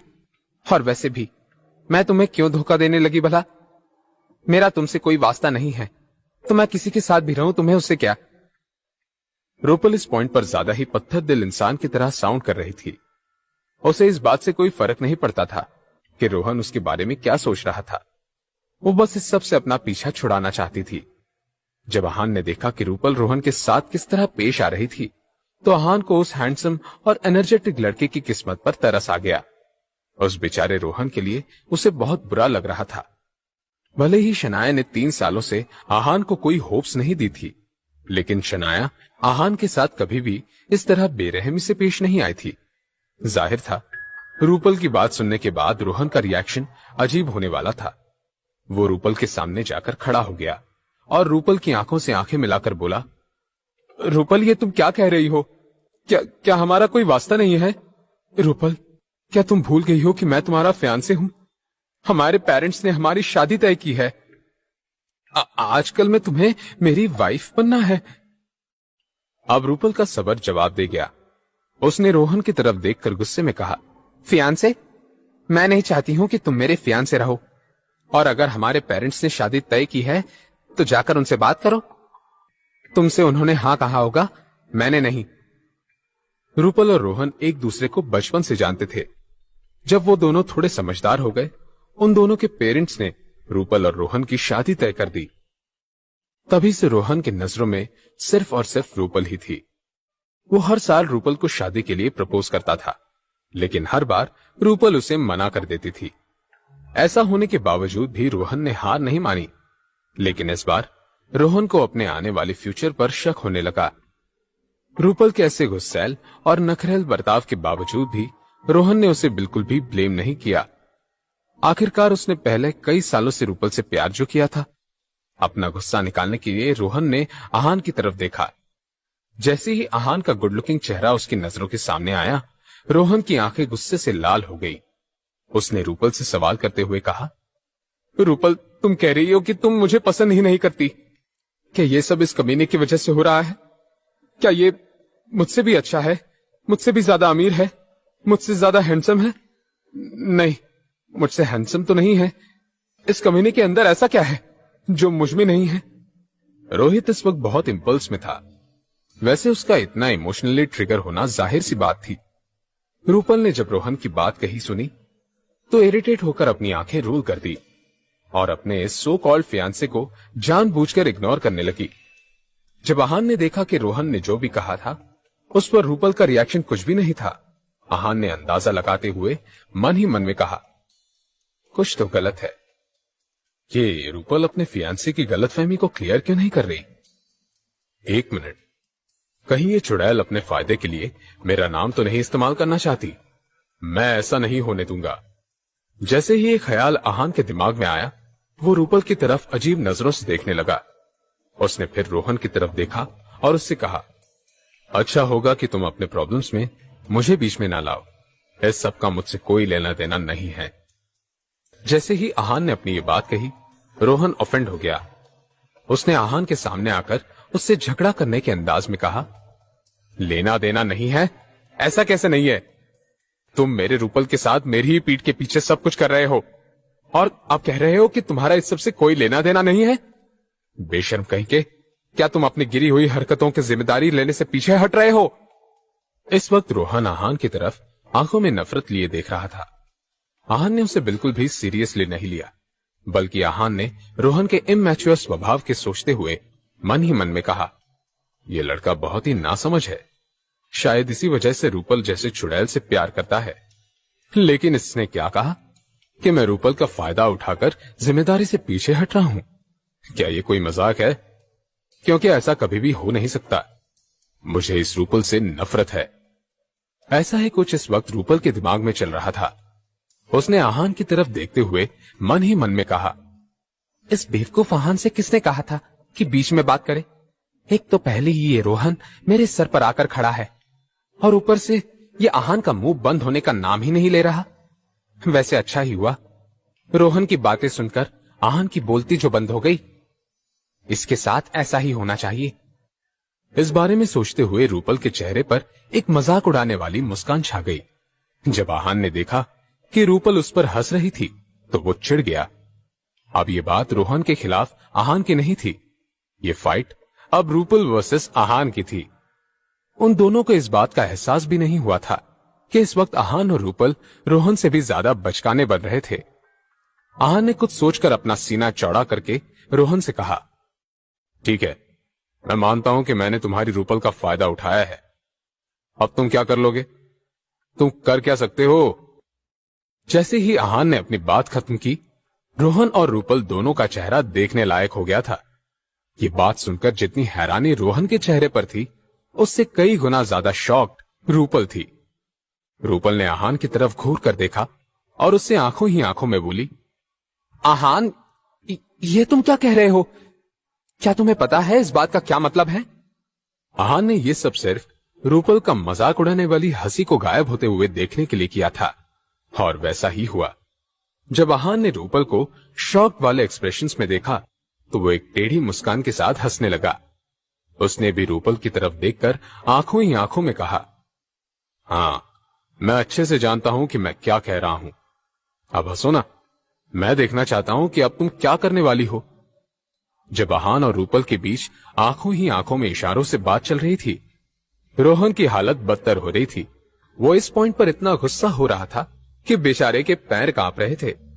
रोहन ने आहान के सामने खड़े होकर उससे कहा, अच्छा, तो तुम अपनी हरकतों को मान भी रहे हो? तुम्हारे अंदर इतनी हिम्मत! अब देखो मैं तुम्हारे साथ क्या करता हूं। बस मेरा वेट करना, मैं तुमको अच्छा सबक सिखाऊंगा। रोहन ने आहान को चैलेंज करते हुए कहा। आहान को ये सब बातें किसी छोटे बच्चे की तरह लग रही थी, इसलिए उसने रोहन से कैजुअली कहा, ठीक है, अब जाओ भी। क्या रात में तुम यहां हमारे साथ रहना चाहते हो? हमारी साथ सुनने के बाद रोहन को ऐसा लगा मानो कोई उसके जख्म पर नमक छिड़क रहा हो। उसने गुस्से से आहान को देखा और रूपल के घर से चला गया। रोहन आहान को कैसा सबक सिखाने की बात कर रहा था? क्या अब आहान के सर पर कोई नई मुसीबत आने वाली थी? आहान और शनाया के लिए रूपल के घर अगले कुछ दिन कैसे बीतने वाले थे, जानने के लिए सुनते रहिए पॉकेट एफएम। जब आहान ने मजाक में यह कह दिया कि उसने रूपल का फायदा उठाया था, रोहन की हालत बद से बदतर होने लगी थी। अच्छा, तुम्हारे अंदर बहुत हिम्मत है, अब देखो कि मैं तुम्हारे साथ क्या करता हूं। रोहन ने आहान को चैलेंज करते हुए कहा। आहान को ये सब बातें किसी छोटे बच्चे की तरह लग रही थी, इसलिए उसने रोहन से कैजुअली कहा, ठीक है, अब जाओ भी। क्या रात में तुम यहां हमारे साथ रुकना चाहते हो? हमारे साथ सुनने के बाद रोहन को ऐसा लगा मानो कोई उसके जख्म पर नमक छिड़क रहा था। उसने गुस्से से आहान को देखा और रूपल के घर से चला गया। जब रोहन वहां से चला गया, रूपल हैरानी भरी नजरों से आहान की तरफ देखने लगी। उसे अपनी आंखों पर और अपने कानों पर यकीन ही नहीं हो रहा था। क्या ये वही बुज़दिल और चुपचाप रहने वाला आहान है? ये इतना कैसे बदल गया? जब शनाया ने मुझसे कहा कि आहान ने उसके लिए यामिनी आंटी से भी बहस की, तो मुझे लगा शनाया बढ़ा चढ़ाकर बात कर रही थी। क्या आहान ने अभी सच में रोहन से पंगा ले लिया है? क्या आहान ये नहीं जानता कि रोहन का फैमिली बैकग्राउंड क्या है? या फिर आहान को इस सबसे कोई फर्क नहीं पड़ता कि रोहन रिवेंज लेने के लिए इसके साथ क्या क्या कर सकता है? मुझे तो उस दिन प्राइड रेस्टोरेंट में जो कुछ भी हुआ, तब से इस आहान पर शक हो रहा था। हो ना हो, आहान को देखकर ही उस विकी भाई का रवैया बदल गया था। लेकिन उस दिन आहान ने इस बारे में कुछ भी नहीं कहा। कुछ तो गड़बड़ है। मुझे कुछ भी करके इस सब का पता लगाना होगा। मुझे जानना ही है कि इस आहान में इतनी हिम्मत और कॉन्फिडेंस कहां से आया है। रूपल आहान के इस नए ब्रेव और बोल्ड अंदाज को देखकर दंग रह गई थी। जब आहान ने उसकी अजीब सी नजरों को अपने ऊपर महसूस किया, आहान का मुंह बन गया। रूपल, तुम मुझे ऐसे क्यों देख रही हो? कुछ हुआ है क्या? सवाल सुनते ही रूपल अपने सेंसेस में वापस लौटी और आहान की तरफ देखकर एटीट्यूड के साथ कहा, पता नहीं, आजकल तुम हवाओं में उड़ने लगे हो, लेकिन ज्यादा खुश होने की जरूरत नहीं है। अब मैं आ गई हूं। तुम्हारे पर काटने में मुझे ज्यादा देर नहीं लगेगी। जब आहान ने रूपल की कही ये बात सुनी, वो कंफ्यूज हो गया। रूपल, तुम क्या कहने की कोशिश कर रही हो? जरा साफ साफ कहो। रूपल आहान को हर वो सवाल पूछना चाहती थी जो उसके दिमाग में घूम रहा था, लेकिन फिर से उसने कुछ सोचा और फिर इस बात का फैसला किया कि वो आहान से कुछ भी नहीं कहेगी। और रूपल ने उससे कहा, मैं क्या कहूंगी? जाओ जाके खाना बना दो। बैठकर टाइम पास करने से अच्छा होगा कि तुम घर के कुछ काम ही कर दो। चलो जल्दी करो, मुझे और शनाया को भूख लगी हुई है। अपनी ये बात कहने के बाद रूपल ऊपर जाने लगी। आहान रूपल की ऐसी बातें सुनकर दंग रह गया। क्या ये चुड़ैल मुझे अपने घर का नौकर समझ रही है? शनाया को भूख नहीं लगी हुई होती तो मैं इस रूपल की एक भी बात न सुनता। ये कहने के बाद आहान किचन की तरफ बढ़ गया। ऐसे ही 2-3 दिन निकल गए। इस वक्त के दरमियान आहान, शनाया और रूपल ने एक साथ बहुत मस्ती की, बहस भी की और आहान ने बहुत काम भी किया। उन तीनों की लाइफ से परेशानी कोसों दूर थी, लेकिन ऐसा हर किसी के साथ नहीं हो रहा था। इन 3 दिनों में मिसेस यामिनी गिल का सर दर्द से और इरिटेशन से फटा जा रहा था। एक तो हर रोज शनाया को कम से कम 50 बार कॉल करने के बाद भी शनाया उनके एक भी कॉल का जवाब नहीं दे रही थी। ऊपर से सीमा बुआ जी और रतन ने उनके घर में अपना बढ़िया डेरा जमा लिया था। सीमा बुआ जी ने शनाया के रूम को और रतन ने आहान के कमरे को हथिया लिया था और अब वो दोनों ही रहने लगे थे। इतना ही नहीं, मिसेस यामिनी गिल को उन दोनों के लिए 2 का 3 बार खाना और बीच बीच में चलने वाला चाय नाश्ता अकेले ही बनाना पड़ता था। सीमा बुआ जी या तो दिन भर सोफे पर फैले हुए टीवी देखती रहती थी और अगर वो करने से मन भर जाता था तो मिसेस यामिनी गिल के कपड़े और गहने पहनकर बैठ जाती थी। मिसेस यामिनी गिल अच्छे से जानती थी कि जब तक सीमा बुआ जी को 25 लाख रुपए कैश में नहीं मिलने वाले थे, वो यहीं उनके सर पर बैठकर उन्हें तंग करने वाली थी। अब मिसेस यामिनी गिल से यह सब सहन नहीं हो रहा था। उन्होंने एक बार फिर से शनाया को कॉल लगाया, लेकिन जैसे कि पिछले कुछ दिनों से हो रहा था, बहुत देर तक बजने के बाद भी किसी ने कोई जवाब नहीं दिया। मिसेस यामिनी गिल ने बहुत ही डिसअपॉइंटमेंट के साथ फोन नीचे रख दिया।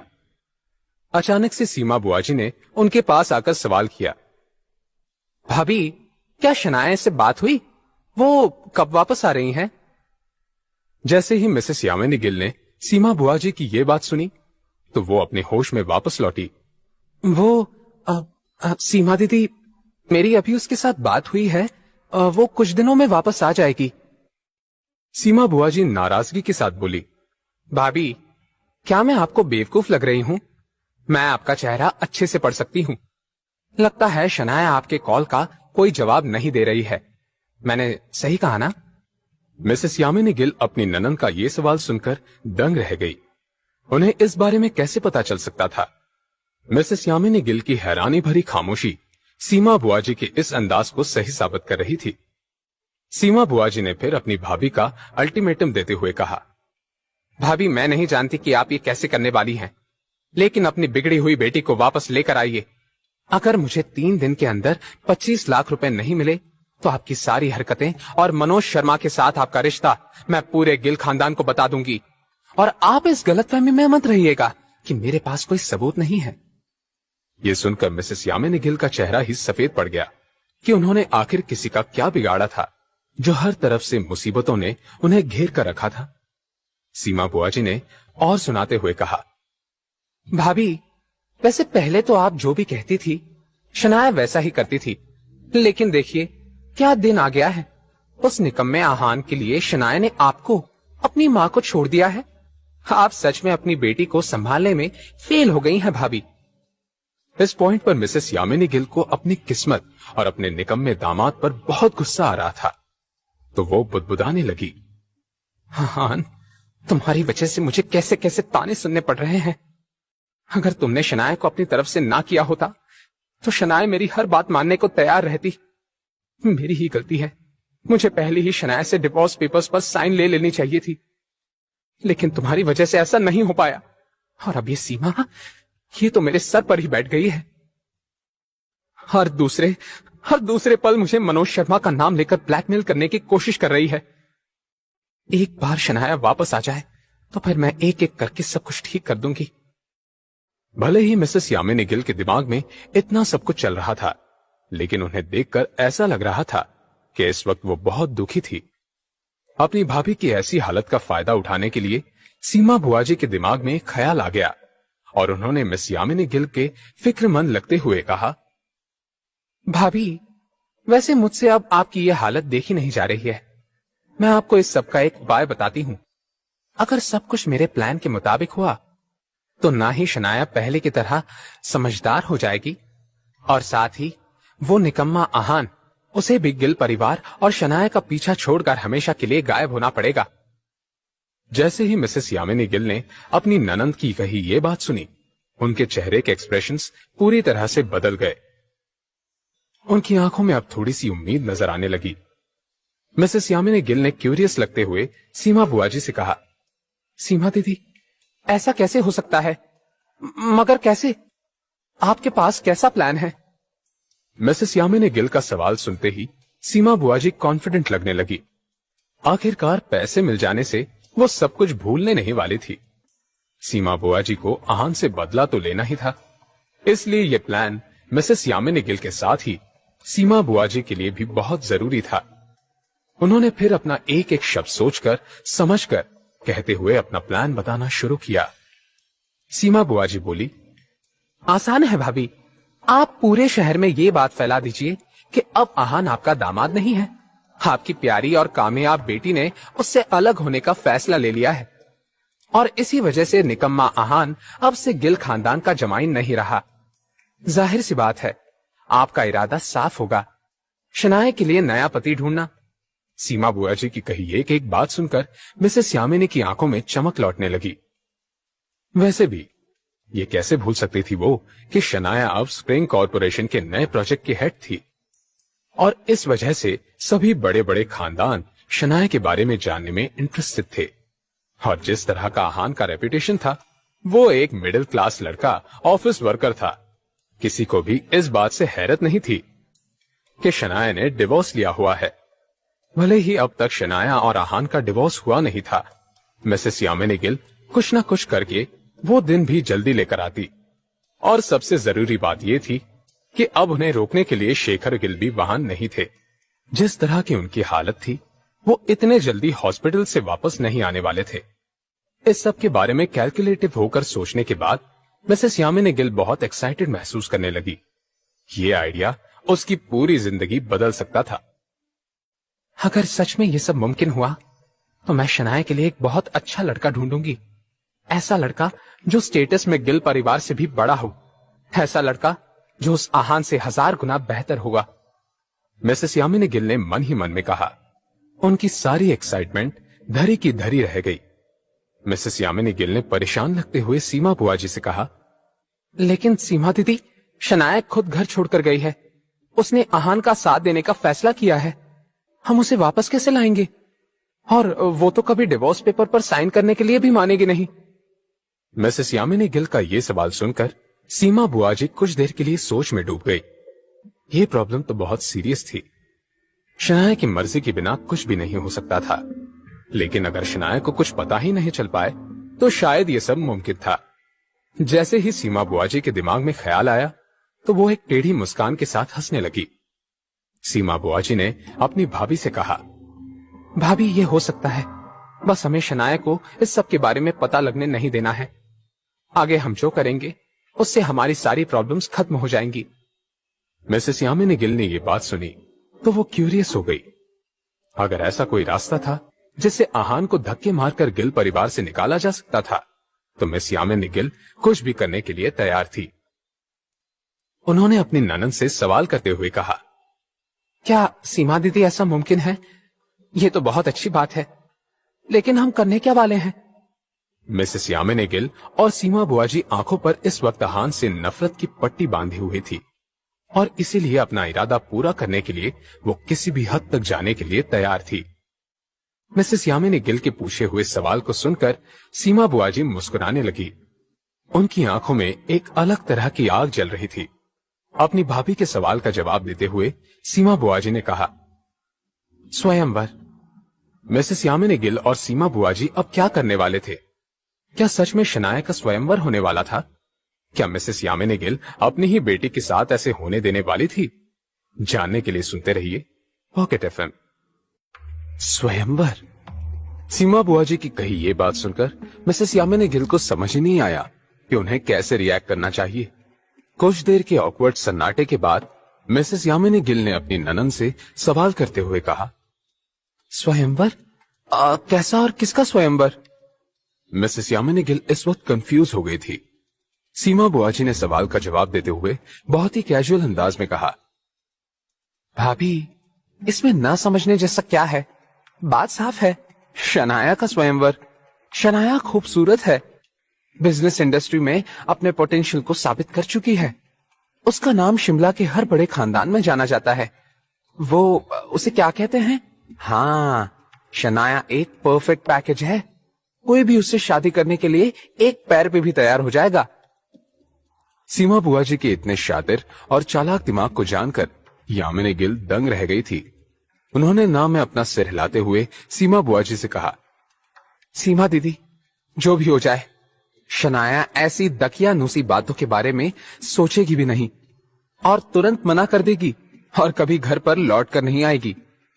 मिसेस यामिनी गिल अपनी बेटी को बहुत अच्छे से जानती थी। सीमा बुआ जी ने अपने भाभी के कंधे पर हाथ रखते हुए मुस्कुराकर कहा, भाभी, तो फिर आप किस काम में आएंगी?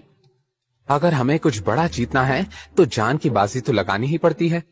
हम मिसेस यामिनी गिल को अपनी इस लोमड़ी जैसी चालाक ननंद से घबराहट होने लगी थी। जान की बाजी लगाने का क्या मतलब था? मिसेस यामिनी गिल ने हकलाते हुए कहा, सीमा दीदी, जान की बाजी का क्या मतलब है? मिसेस यामिनी गिल को ऐसे डरते हुए देखकर सीमा बुआ जी जोर जोर से हंसना शुरू कर दी और हंसते हंसते बोली, भाभी, स्वयंवर के दौरान जो भी लड़का अपने दामाद के तौर पर आपको पसंद आएगा, उसके साथ आप एक कॉन्ट्रैक्ट साइन कर लीजिएगा। एक बार वो कॉन्ट्रैक्ट साइन हो जाए तो शनाया को उस लड़के के साथ जाना ही होगा, और शनाया अगर ऐसा करने से मना करती है तो आपको अपनी बाकी की जिंदगी जेल में बितानी पड़ेगी। आपकी बेटी आपसे इतना प्यार तो करती ही है कि आपको जेल में जाने से बचा लेगी। अब मिसेस यामिनी गिल का चेहरा जम गया था। इनडायरेक्टली ये औरत शनाया को बेचने की बात कर रही थी, और वो भी इस कीमत पर कि मिसेस यामिनी गिल को जेल जाना पड़े। कुछ देर तक अपनी ननंद की कही बातों को प्रोसेस करने के बाद आखिरकार मिसेस यामिनी गिल अपने होश में वापस लौटी। उन्होंने बिना ज्यादा देर सोचे अपना फैसला कर लिया और बहुत ही फर्म अंदाज में अपने चालाक ननंद से कहा, बिल्कुल नहीं, ऐसा कभी नहीं होगा। एक तो ना ही मिसेस यामिनी गिल अपनी बेटी को किसी चीज की तरह समझती थी, और ना ही वो किसी बेवकूफ और लालची औरत के कहने पर अपनी जिंदगी को खतरे में डालना चाहती थी। इसलिए उन्होंने अपना फैसला सुना दिया था। दूसरी तरफ पिछले 3 दिनों की तरह आहान आज भी रूपल और शनाया के लिए सुबह का नाश्ता बना रहा था। फ्रूट जूस, शनाया की पसंद की इडली और चटनी के साथ ही आहान ने रूपल के लिए फ्रेंच टोस्ट बना दिया था। जब आहान किचन में सब कुछ एक एक करके डाइनिंग टेबल पर ला रहा था, सीढ़ियों से शनाया ने उसे देख लिया। शनाया अभी अभी नहाकर नीचे आ रही थी। जैसे ही उसने देखा कि आहान उसकी खुशी के लिए कितनी मेहनत कर रहा है, तो शनाया के दिल में नरमी छा गई। उसने दूर से ही आहान को देखते हुए एक चेहरे पर स्माइल लाई। उसने मन ही मन में कहा, आहान बहुत परफेक्ट है, सबसे परफेक्ट। पता नहीं ये बात समझने में मुझे इतनी देर क्यों लग गई। पता नहीं मैं इतने स्टूपिड क्यों हूं। आहान ने इस वक्त एक नॉर्मल सी मरून रंग की टी शर्ट और सफेद रंग के पैंट्स पहने हुए थे। उसकी 6 फीट की हाइट, सुपर टोन बॉडी और गहरी आंखें देखते हुए शनाया कितनी देर तक वहीं खड़ी रही, उसे भी पता नहीं चला। एकदम से शनाया का ध्यान आहान के चेहरे पर गया और वो थोड़ी सरप्राइज्ड हो गई। शनाया ने ध्यान से आहान की नाक को देखते हुए अपने आप से ही कहा, क्या आहान की नाक इतनी क्यूट है? मैंने कभी ध्यान ही नहीं दिया। एकदम लंबी और सीधी। जब आहान की नाक को साइड से देखा जाए तो और भी ज्यादा क्यूट लगती है, लेकिन जब सामने से देखा जाए तो आहान बहुत सीरियस लगता है। उफ यार, मेरा हबी इतना हैंडसम क्यों है? आहान तो एक सक्सेसफुल मॉडल बन सकता है। मॉडल ही नहीं, आहान बॉलीवुड का एक जाना माना एक्टर भी बन सकता है। जब शनाया आहान को देखते हुए मन ही मन में उसकी तारीफों के पुल बांध रही थी, पीछे से रूपल भी आ गई। जब उसने देखा कि 15 मिनट पहले नीचे आई शनाया अभी भी यहीं खड़ी थी, तो वो कंफ्यूज हो गई। रूपल ने फिर शनाया की नजरों को फॉलो किया और देखा कि उसकी बेस्ट फ्रेंड आहान को देख रही थी, और इतना ही नहीं, शनाया अकेले में ही स्माइल भी कर रही थी। ये सिचुएशन देखकर रूपल का मुंह बन गया। उसने 1-2 बार धीरे से शनाया का नाम पुकारा, लेकिन शनाया का ध्यान कहीं और ही था। अब रूपल का पेशेंस खत्म हो गया था और उसने शनाया को हल्के से धक्का देते हुए कहा, शनाया, क्या तुम ठीक हो? ये क्या चल रहा है? एकदम से किसी के छूने से शनाया अपने होश में वापस लौटी और रूपल को देखकर बोली, रूपल, क्या कर रही हो यार? मुझे अभी हार्ट अटैक आ जाता। रूपल ने जब अपनी बेस्ट फ्रेंड को कही ये बात सुनी, वो अपना सर पीटने लगी। रूपल ने फिर शनाया से कहा, डार्लिंग, हार्ट अटैक तो मुझे आ गया होता।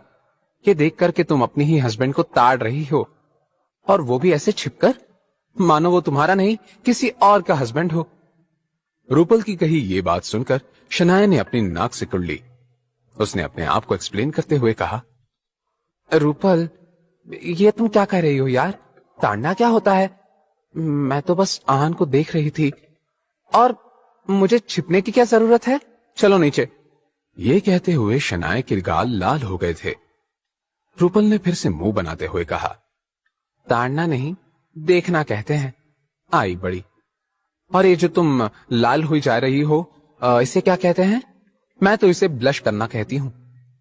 शनाया सच में शर्मा रही थी, लेकिन फिर भी उसने रूपल की कही बातों को सुनकर अनसुना कर दिया और जाकर डाइनिंग टेबल पर बैठ गई।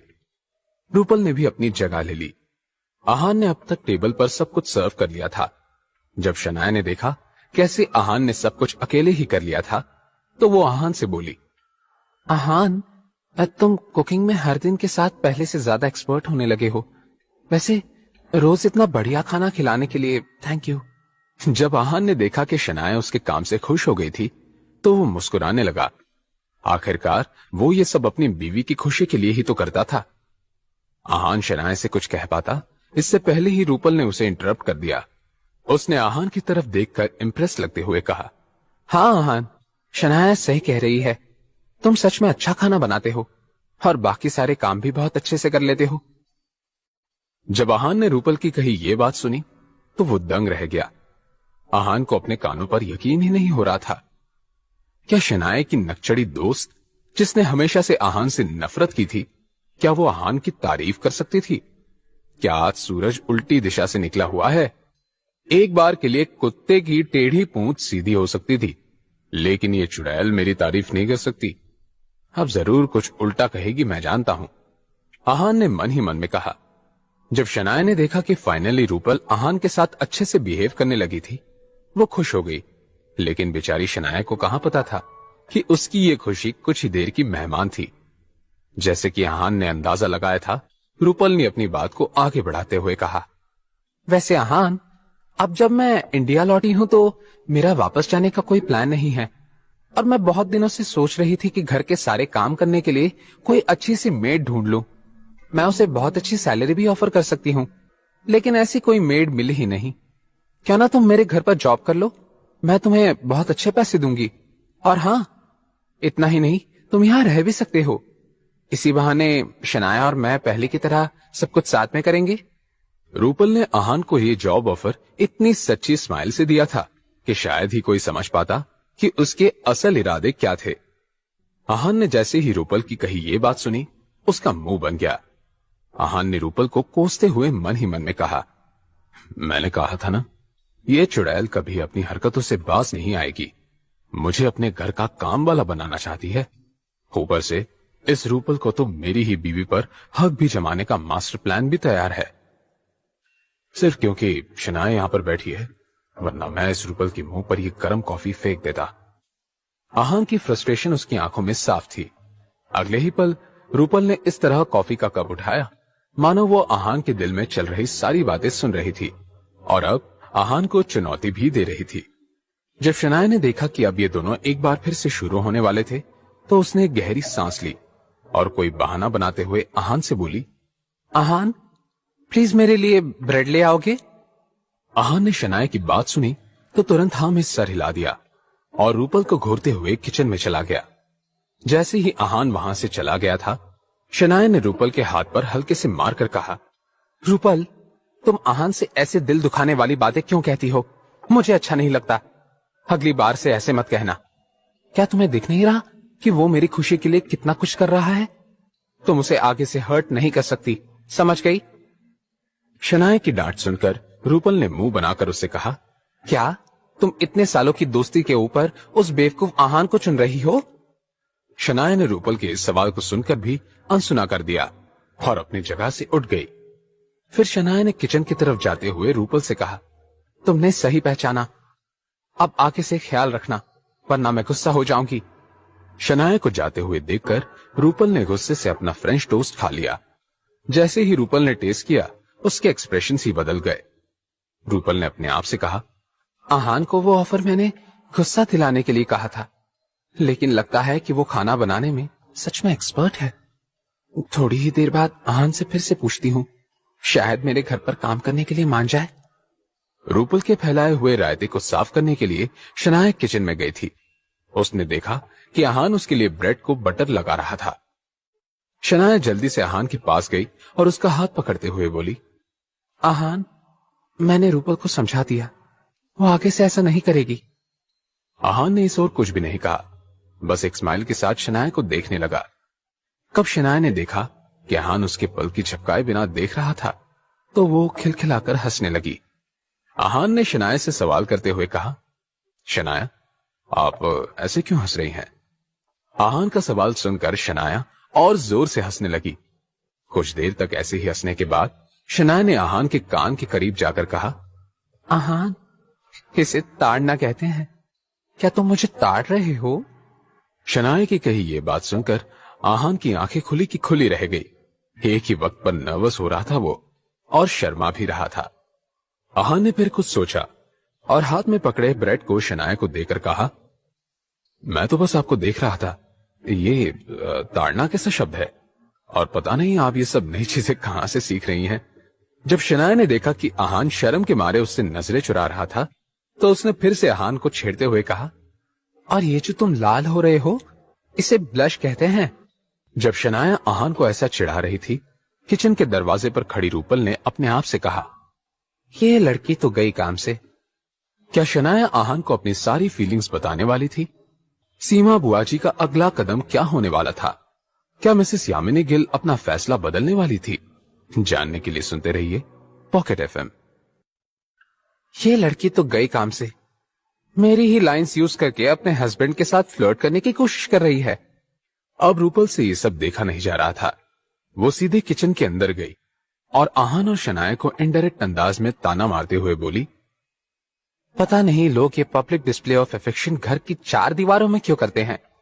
मुझे सोशल मीडिया पर ऐसे कुछ कपल्स का पता है जो अपनी रोमांटिक फोटोज को पोस्ट करके लाखों रुपए कमा लेते हैं। वैसे अगर कोई चाहे तो वो भी अपने फोटोज पोस्ट कर सकते हैं, पैसे भी कमाना हो जाएगा और मेरे जैसे बाकी लोगों को इरिटेट भी नहीं होगा। रूपल के इस टॉन्ट को सुनकर शनाया ने उसे देखकर अपना मुंह बना लिया। तभी आहान ने कुछ सोचा और रूपल से सवाल करते हुए कहा, रूपल, वैसे ये आइडिया अच्छा है, लेकिन एक बात बताओ, क्या तुम्हें यह लगता है कि हम एक परफेक्ट कपल हैं जो सिर्फ अपनी फोटोज पोस्ट करके ही बहुत फेमस हो सकते हैं? शनाया, जरूर हम दोनों साथ में बहुत अच्छे लगते हैं। तुम्हारा इस पर क्या कहना है रूपल? जैसे ही रूपल ने कही ये बात सुनी, उस बेचारे की बोलती बंद हो गई। रूपल ने इरिटेट होकर अपने आप से ही कहा, मैंने ऐसा तो कभी नहीं कहा था, ये आहान कुछ ज्यादा ही दिमाग और मुंह चलाने लगा है। रूपल ने दोनों की तरफ अजीब नजरों से देखा और पैर पटकते हुए किचन से बाहर चली गई। उसे जाते हुए देख आहान और शनाया फिर से हंसने लगे। शनाया ने आहान की तारीफ करते हुए कहा, तुम तो स्मार्ट होने लगे हो आहान, लगता है ये सब मुझे ताड़ने का नतीजा है। अपनी बीवी की ऐसी फ्लर्टी बातें सुनने के बाद आहान को समझ नहीं रहा था कि उसे हंसना चाहिए या फिर खामोश रहना चाहिए। दूसरी तरफ मिसेस यामिनी गिल का एक एक पल बड़ी मुश्किल से कट रहा था। जब सीमा बुआजी की इनडायरेक्टली शनाया को सौदा करने की एडवाइस यामिनी गिल को दी थी, उन्होंने अपनी ननद से कहा, बिल्कुल भी नहीं, ऐसा कभी नहीं होगा। उन्होंने अपना फैसला सुना दिया था, लेकिन अगर वो आसानी से समझ जाती तो क्या उन्हें सीमा बुआजी कहा जा सकता था? उन्होंने बहुत ही बॉसी अंदाज में मिसेस यामिनी गिल से कहा, भाभी, क्या आप इस गलतफहमी में तो नहीं हैं कि मैं आपसे स्वयंवर के बारे में पूछ रही थी? मैं आपको बता रही थी, आपके पास कोई दूसरा रास्ता नहीं है, और वैसे भी ये आपका आखिरी मौका है। आपको शनाया के लिए अच्छा लड़का भी मिल जाएगा जो स्टेटस और औकात में हमारे गिल परिवार के बराबर का हो। जिंदगी सुधर जाएगी शनाया की। देखिए, अगर आप अपनी मर्जी से ये सब कर सकती हैं तो अच्छा है, वरना आपको भी पता है कि मनोज शर्मा। सीमा बुआजी ने जानबूझकर अपनी बातों को आधे में छोड़ दिया। मिसेस यामिनी गिल को अपने इस लालची ननद की धमकियों की आदत हो गई थी, लेकिन वह इस बात से मुकरना नहीं चाहती थी कि सीमा बुआजी की कही बात में पॉइंट तो था। अगर ऐसा हो पाता तो दोनों तरफ से मिसेस यामिनी गिल की ही जीत होती। ये ऐसी सिचुएशन थी जिसमें मिसेस यामिनी गिल एक तीर से 2 निशाने साध सकती थी, लेकिन सिर्फ एक ही रिस्क था। क्या होता अगर शनाया वहां आने से मना कर देती? मिसेस यामिनी गिल ने वो सवाल अपनी ननद से करते हुए कहा, सीमा दीदी, अगर शनाया नहीं आई तो? सीमा बुआ जी ने फिर अपनी यामिनी भाभी से कहा, आप ही ना भाभी बिना वजह परेशान हो रही हैं। मैंने कहा ना सब कुछ सही हो जाएगा। आप ही सोचिए, एक तरफ शनाया का निकम्मा पति जिसने शनाया को जिल्लत के अलावा और कुछ नहीं दिया, और दूसरी तरफ शनाया की मॉम जिन्होंने उसे प्यार से बड़ा किया, पढ़ाया लिखाया, उसका ख्याल रखा। कोई भी बता सकता है कि शनाया आपको ही चुनेगी और आपके जेल जाने के बाद डर से भाग चली आएगी। सीमा बुआ जी की बातें इतनी असरदार थी कि मिसेस यामिनी गिल के कानों में एक के बाद एक गूंज रही थी। मिसेस यामिनी गिल ने बहुत देर तक गहराई में सोचा और अपना मन पक्का कर लिया। एक गहरी सांस लेने के बाद मिसेस यामिनी गिल ने अपनी ननद की तरफ देखकर कॉन्फिडेंस के साथ कहा, सीमा दीदी, मैं ये जान की बाजी लगाने के लिए तैयार हूं। इस पॉइंट पर मिसेस यामिनी गिल की आंखों में डर था, इनसिक्योरिटी थी, लेकिन फिर भी वो ये रिस्क लेने की जोखिम उठाने के लिए तैयार थी। जब सीमा बुआ जी ने अपनी भाभी की हामी को जाना, उनकी आंखें चमकने लगी। उन्होंने एक खुशी की झलक के साथ मन ही मन में कहा, आहान, ये मेरी बेइज्जती का बदला है। तुमने मेरे बेटे रतन को चोट पहुंचाई, मुझे सड़क पर भीड़ में जिल्लत का शिकार बनाया, और इतना ही नहीं, मुझे पुलिस में ले जाने की धमकी भी दी थी। इस सब का चुन चुन के बदला मैं तुमसे लूंगी। 2 साल बाद इस घर में लौटने पर मैंने देखा कि तुम्हारे जैसा चालाक और होशियार लड़का, इसकी सिर्फ एक ही कमजोरी है, शनाया। और कमजोरियों का फायदा उठाने में सीमा बड़ी महारत रखती हैं। अब बस देखते जाओ कि शनाया के साथ मैं क्या क्या करती हूं। इस पॉइंट पर सीमा बुआ जी की आंखों में एक अजीब शैतानी एक्साइटमेंट थी। सीमा बुआ जी का प्लान तैयार था। एक बार किसी अन्य आदमी के साथ कॉन्ट्रैक्ट साइन हो जाए तो उनकी किस्मत का ताला अपने आप खुलने वाला था। अपनी मॉम को मजबूर देखकर शनाया किसी से भी शादी करने के लिए तैयार हो जाएगी और आहान को सीमा बुआ जी धक्के मारकर गिल परिवार से बाहर निकाल देती। शनाया के पास वो सब होते हुए देखने के अलावा कोई दूसरा रास्ता नहीं बचता। जैसे ही सब ठीक हो जाता और शनाया किसी रईस खानदान की बहू बन जाती, सीमा बुआ जी मिसेस यामिनी गिल से हर छोटा बड़ा मौका देखकर पैसे ऐंठती। इस तरह सीमा बुआ जी ने मिसेस यामिनी गिल और शनाया को सोने का अंडा देने वाली मुर्गी बनाने का प्लान बना रखा था और उस प्लान का पहला कदम उठा लिया था। जैसे कि सीमा बुआ जी ने उनसे कहा था, मिसेस यामिनी गिल ने दोपहर तक अपने कुछ दोस्तों को आहान और शनाया के अलग होने का बता दिया। ये मिसेस यामिनी गिल की वो फ्रेंड्स थी जिनके सोशल सर्कल में पूरा शिमला शहर शामिल था। एक से दूसरे, दूसरे से तीसरे और तीसरे से पूरे शहर तक ये खबर हवा की तरह फैल गई। सड़क सड़क पर हर कोने में बस इसी बात के चर्चे हो रहे थे। यहाँ तक कि एक डेली न्यूज़पेपर ने अपने ऑनलाइन वेबसाइट पर एक आर्टिकल पब्लिश कर लिया जिसमें यह खबर तफसील से लिखी हुई थी। यहाँ तक कि इस आर्टिकल की हेडलाइन पर हर एक रीडर का ध्यान अपनी तरफ खींच रही थी। हेडलाइन कुछ इस तरह थी, गरीब दामाद का अमीर घराने से निकल जाने का सफर। इस आर्टिकल में गिल परिवार का बैकग्राउंड बहुत ही डिटेल में लिखा हुआ था और शनाया के हाल ही में बनी हुई पहचान आर्टिकल का एसेंस थी। आखिरकार शनाया स्प्रिंग कॉरपोरेशन के नए प्रोजेक्ट की हेड जो थी, इसलिए स्प्रिंग कॉरपोरेशन, यश मेहरा और रायज़ादा परिवार के नए और अनरिवील्ड वारिस के बारे में उस आर्टिकल में लिखा हुआ था। वैसे तो पूरा आर्टिकल आहान के बारे में ही था, लेकिन शिमला डेली ने आहान की बुराई करने में अपनी तरफ से कोई कसर नहीं छोड़ी थी। इतना ही नहीं, आहान के कुछ फोटोज भी आर्टिकल के साथ अटैच किए हुए थे और इससे पूरे अपोजिट शनाया के जो फोटोज अटैच किए हुए थे उनमें शनाया किसी मॉडल या सेलिब्रिटी से कम नहीं लग रही थी। ब्रांडेड कपड़े, एक बोल्ड और कॉन्फिडेंस से भरा हुआ ऑरा और साथ ही खूबसूरत लुक्स के साथ शनाया की ब्यूटी इस तरह डिस्प्ले की गई थी मानो शनाया किसी प्रोडक्ट को प्रमोट कर रही थी।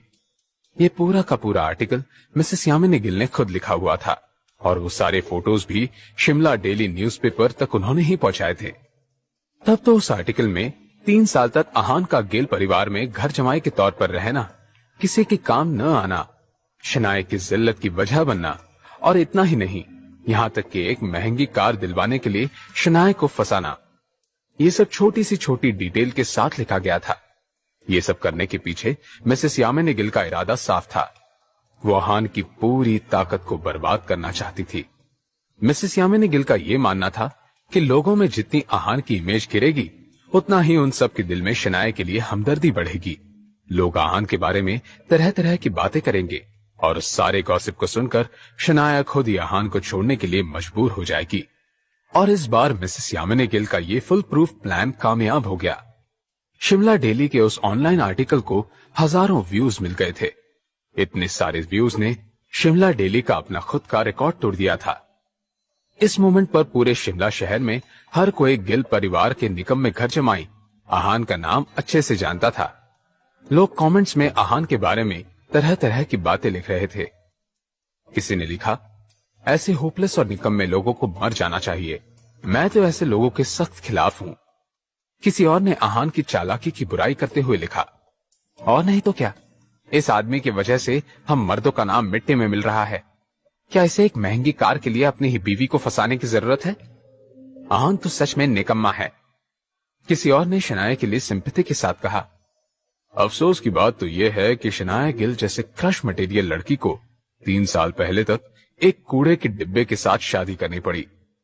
तो किसी और ने शनाया के लिए प्रे करते हुए लिखा, मैं भगवान से इतना मांगती हूं कि शनाया गिल जैसी खूबसूरत और स्मार्ट लड़की को कोई ऐसा लड़का मिले जो उसके लायक हो। मैं चाहती हूं कि शनाया गिल एक सेकंड चांस डिजर्व करती है। अगर मैं उस निकम्मे घर जमाई आहान की जगह होती तो खुद ही शर्म के मारे गिल परिवार छोड़कर चली जाती। लेकिन हर कोई मेरी तरह खुददार नहीं होता। इस दुनिया में आहान की तरह बेशर्म लोगों की कमी है। आहान की बहुत बुराई हो रही थी। खास करके सारे मर्द इस बात से नाराज थे कि शनाया जैसी खूबसूरत बीवी के साथ ऐसा कोई कैसे कर सकता है। हर उम्र के साथ लोगों की जबान पर सिर्फ और सिर्फ आहान और शनाया का जिक्र हो रहा था। आज तो बाजार में भी लोग इसी बारे में बात कर रहे थे। लेकिन ऐसा नहीं था कि सभी लोग आहान के खिलाफ थे। कुछ लोग उसके सपोर्ट में भी बात कर रहे थे। उन्होंने कमेंट करते हुए लिखा, एक सिक्के के 2 चेहरे होते हैं। मुझे लगता है हमें आहान की तरफ से भी इन सब बातों को जानना चाहिए। किसी और ने कहा, हाँ, मुझे भी ऐसा ही लगता है। कोई गरीब है तो उसमें उस इंसान की कोई गलती थोड़ी है। ये सब तो हर किसी के नसीब की बात होती है। अगर गिल परिवार को इतनी ही प्रॉब्लम है तो उन्होंने शादी के पहले इस सब के बारे में क्यों नहीं सोचा? तो किसी ने इस कमेंट पर रिप्लाई करते हुए कहा, और नहीं तो क्या, अगर प्रॉब्लम थी तो उन्हें पहले क्यों नहीं नजर आया? अब जब शनाया गिल ने स्प्रिंग कॉर्पोरेशन के साथ हाथ मिलाया है और थोड़ी पॉपुलर हो गई है तो उसे अपने पति की शर्म आने लगी है। अमीर लोग तो अपने लाइफ पार्टनर्स को भी कपड़ों की तरह बदलते हैं। लानत है ऐसी अमीरी पर। तो किसी और ने आहान की सिचुएशन को जस्टिफाई करते हुए कहा, मुझे तो वो आहान एक अच्छा लड़का लग रहा है। अगर वो कोई चालाक और शातिर पति होता तो गिल परिवार का नाम इस्तेमाल करके अब तक बहुत पैसे कमा चुका होता। लेकिन उसने अपनी जिंदगी नहीं बदली और जिस हालात में वो है उसमें ही जीता रहा। लोगों को उसके बारे में भी सोचना चाहिए। क्या गिल परिवार का किसी बेचारे लड़के को ऐसे घर से निकाल देना गलत बात नहीं है? अमीर लोग हमारे जैसे मिडिल क्लास लोगों को किस कचरे की तरह समझते हैं। इसका एक और एग्जाम्पल आहान की शक्ल में हम सबके सामने है। इस तरह की कई बातें अब धीरे धीरे जोर पकड़ रही थी। देखते ही देखते पूरा इंटरनेट 2 टीम्स में बंट गया। अब यह देखना था कि कौन सी टीम की जीत होगी। क्या सीमा बुआजी और मिसेस यामिनी गिल अपने इरादों में कामयाब हो पाएंगी? क्या होगा जब आहान और शनाया को इस सब का पता चलेगा? जानने के लिए सुनते रहिए पॉकेट एफएम। शनाया की फ्लर्टी बातों को सुनने के बाद आहान ऑफिस चला गया। कुछ देर बैंक में काम करने के बाद लंच ब्रेक में आहान को थोड़ा वक्त मिला। मिस्टर विक्रम ने पहले से ही आहान को कुछ जरूरी डॉक्यूमेंट्स मेल किए थे। आहान उसी काम में लगा हुआ था कि उसका फोन बजने लगा। आहान ने देखा कि कॉलर्स आईडी पर मिस्टर विक्रम का नाम फ्लैश हो रहा था। आहान ने तुरंत कॉल को उठाकर मिस्टर विक्रम से कहा, मिस्टर विक्रम, मैंने अभी अभी मेल्स पढ़ना शुरू किया है। मैं थोड़ी ही देर में आपको वापस कॉल करता हूं। अपनी ये बात कहने के बाद आहान कॉल काटने ही वाला था कि उसने फोन की दूसरी तरफ विक्रम की आवाज सुनी। उन्होंने आहान से कहा, यंग मास्टर, क्या आपको शिमला डेली न्यूज़पेपर के बारे में पता है? आहान ने जब ये सवाल सुना तो कंफ्यूज हो गया। शिमला डेली का जिक्र आहान के लिए थोड़ा अनएक्सपेक्टेड था। उसने सवालिया अंदाज में मिस्टर विक्रम से कहा, शिमला डेली? आहान पिछले 3 दिनों से रूपल और शनाया के साथ इतना सारा वक्त बिता रहा था कि उसके पास न्यूज़पेपर पढ़ने की फुर्सत ही नहीं थी। मिस्टर विक्रम ने जब आहान का कंफ्यूज टोन सुना तो उन्होंने अंदाजा लगाया कि आहान के साथ बाहर क्या हो रहा है। इस सब का कोई आइडिया नहीं होगा उसे, इसलिए उन्होंने आहान को पूरा मामला तफसील से बता दिया। जब वो दोनों फोन पर बात कर रहे थे, मिस्टर विक्रम ने आहान को उन ऑनलाइन वेबसाइट में पब्लिश हुए आर्टिकल के लिंक भी शेयर कर दी। आर्टिकल में लिखे हुए डिटेल्स, अटैच की हुई तस्वीरें और लोगों के कमेंट्स, ये सब पढ़ने के बाद आहान को इस बात का अंदाजा तो हो ही गया था कि ये जरूर किसी अंदर के लोगों में किसी का काम होगा।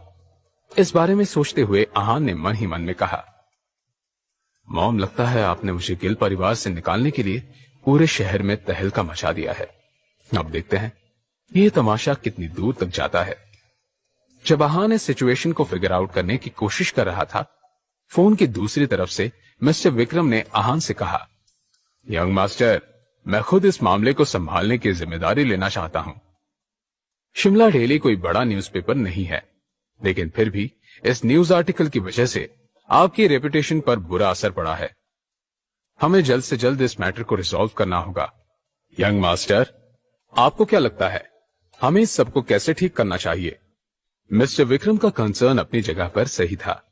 आहान की खामोशी को देखते हुए मिस्टर विक्रम ने अपने बॉस से माफी मांगते हुए कहा, यंग मास्टर, मैं माफी चाहता हूं। मेरे लापरवाह होने की वजह से ये आर्टिकल पब्लिश हुआ है। मैं सच में अपनी इस गलती के लिए शर्मिंदा हूं। मिस्टर विक्रम अपने काम को लेकर बहुत ही सिंसियर और ईमानदार थे। उन्होंने इस सब के लिए अपने आप को जिम्मेदार ठहरा दिया। लेकिन आहान उन लोगों में से नहीं था जो अपना गुस्सा निकालने के लिए किसी और को ब्लेम करता था। उसने मिस्टर विक्रम से जेन्युइन अंदाज में कहा, विक्रम जी, आपको इस सब में माफी मांगने की कोई जरूरत नहीं है। यह सब मिसेस यामिनी गिल का किया धरा है। आहान को इस सब से वैसे भी ज्यादा फर्क नहीं पड़ रहा था। आहान ने इस सब को जरूरत से ज्यादा माइंड नहीं किया। जब मिस्टर विक्रम ने देखा कि उनका ये नया बॉस आहान बाकी अमीर, बिगड़े हुए और नखरेल लोगों से अलग था, तो उन्हें हैरानी हुई। आहान इस सिचुएशन में बहुत शांत लग रहा था, इसलिए मिस्टर विक्रम ने मन बना लिया कि इस मामले को अब वो सीरियसली सॉर्ट करेंगे। मिस्टर विक्रम फिर बोले, यंग मास्टर, आपको परेशान होने की जरूरत नहीं है।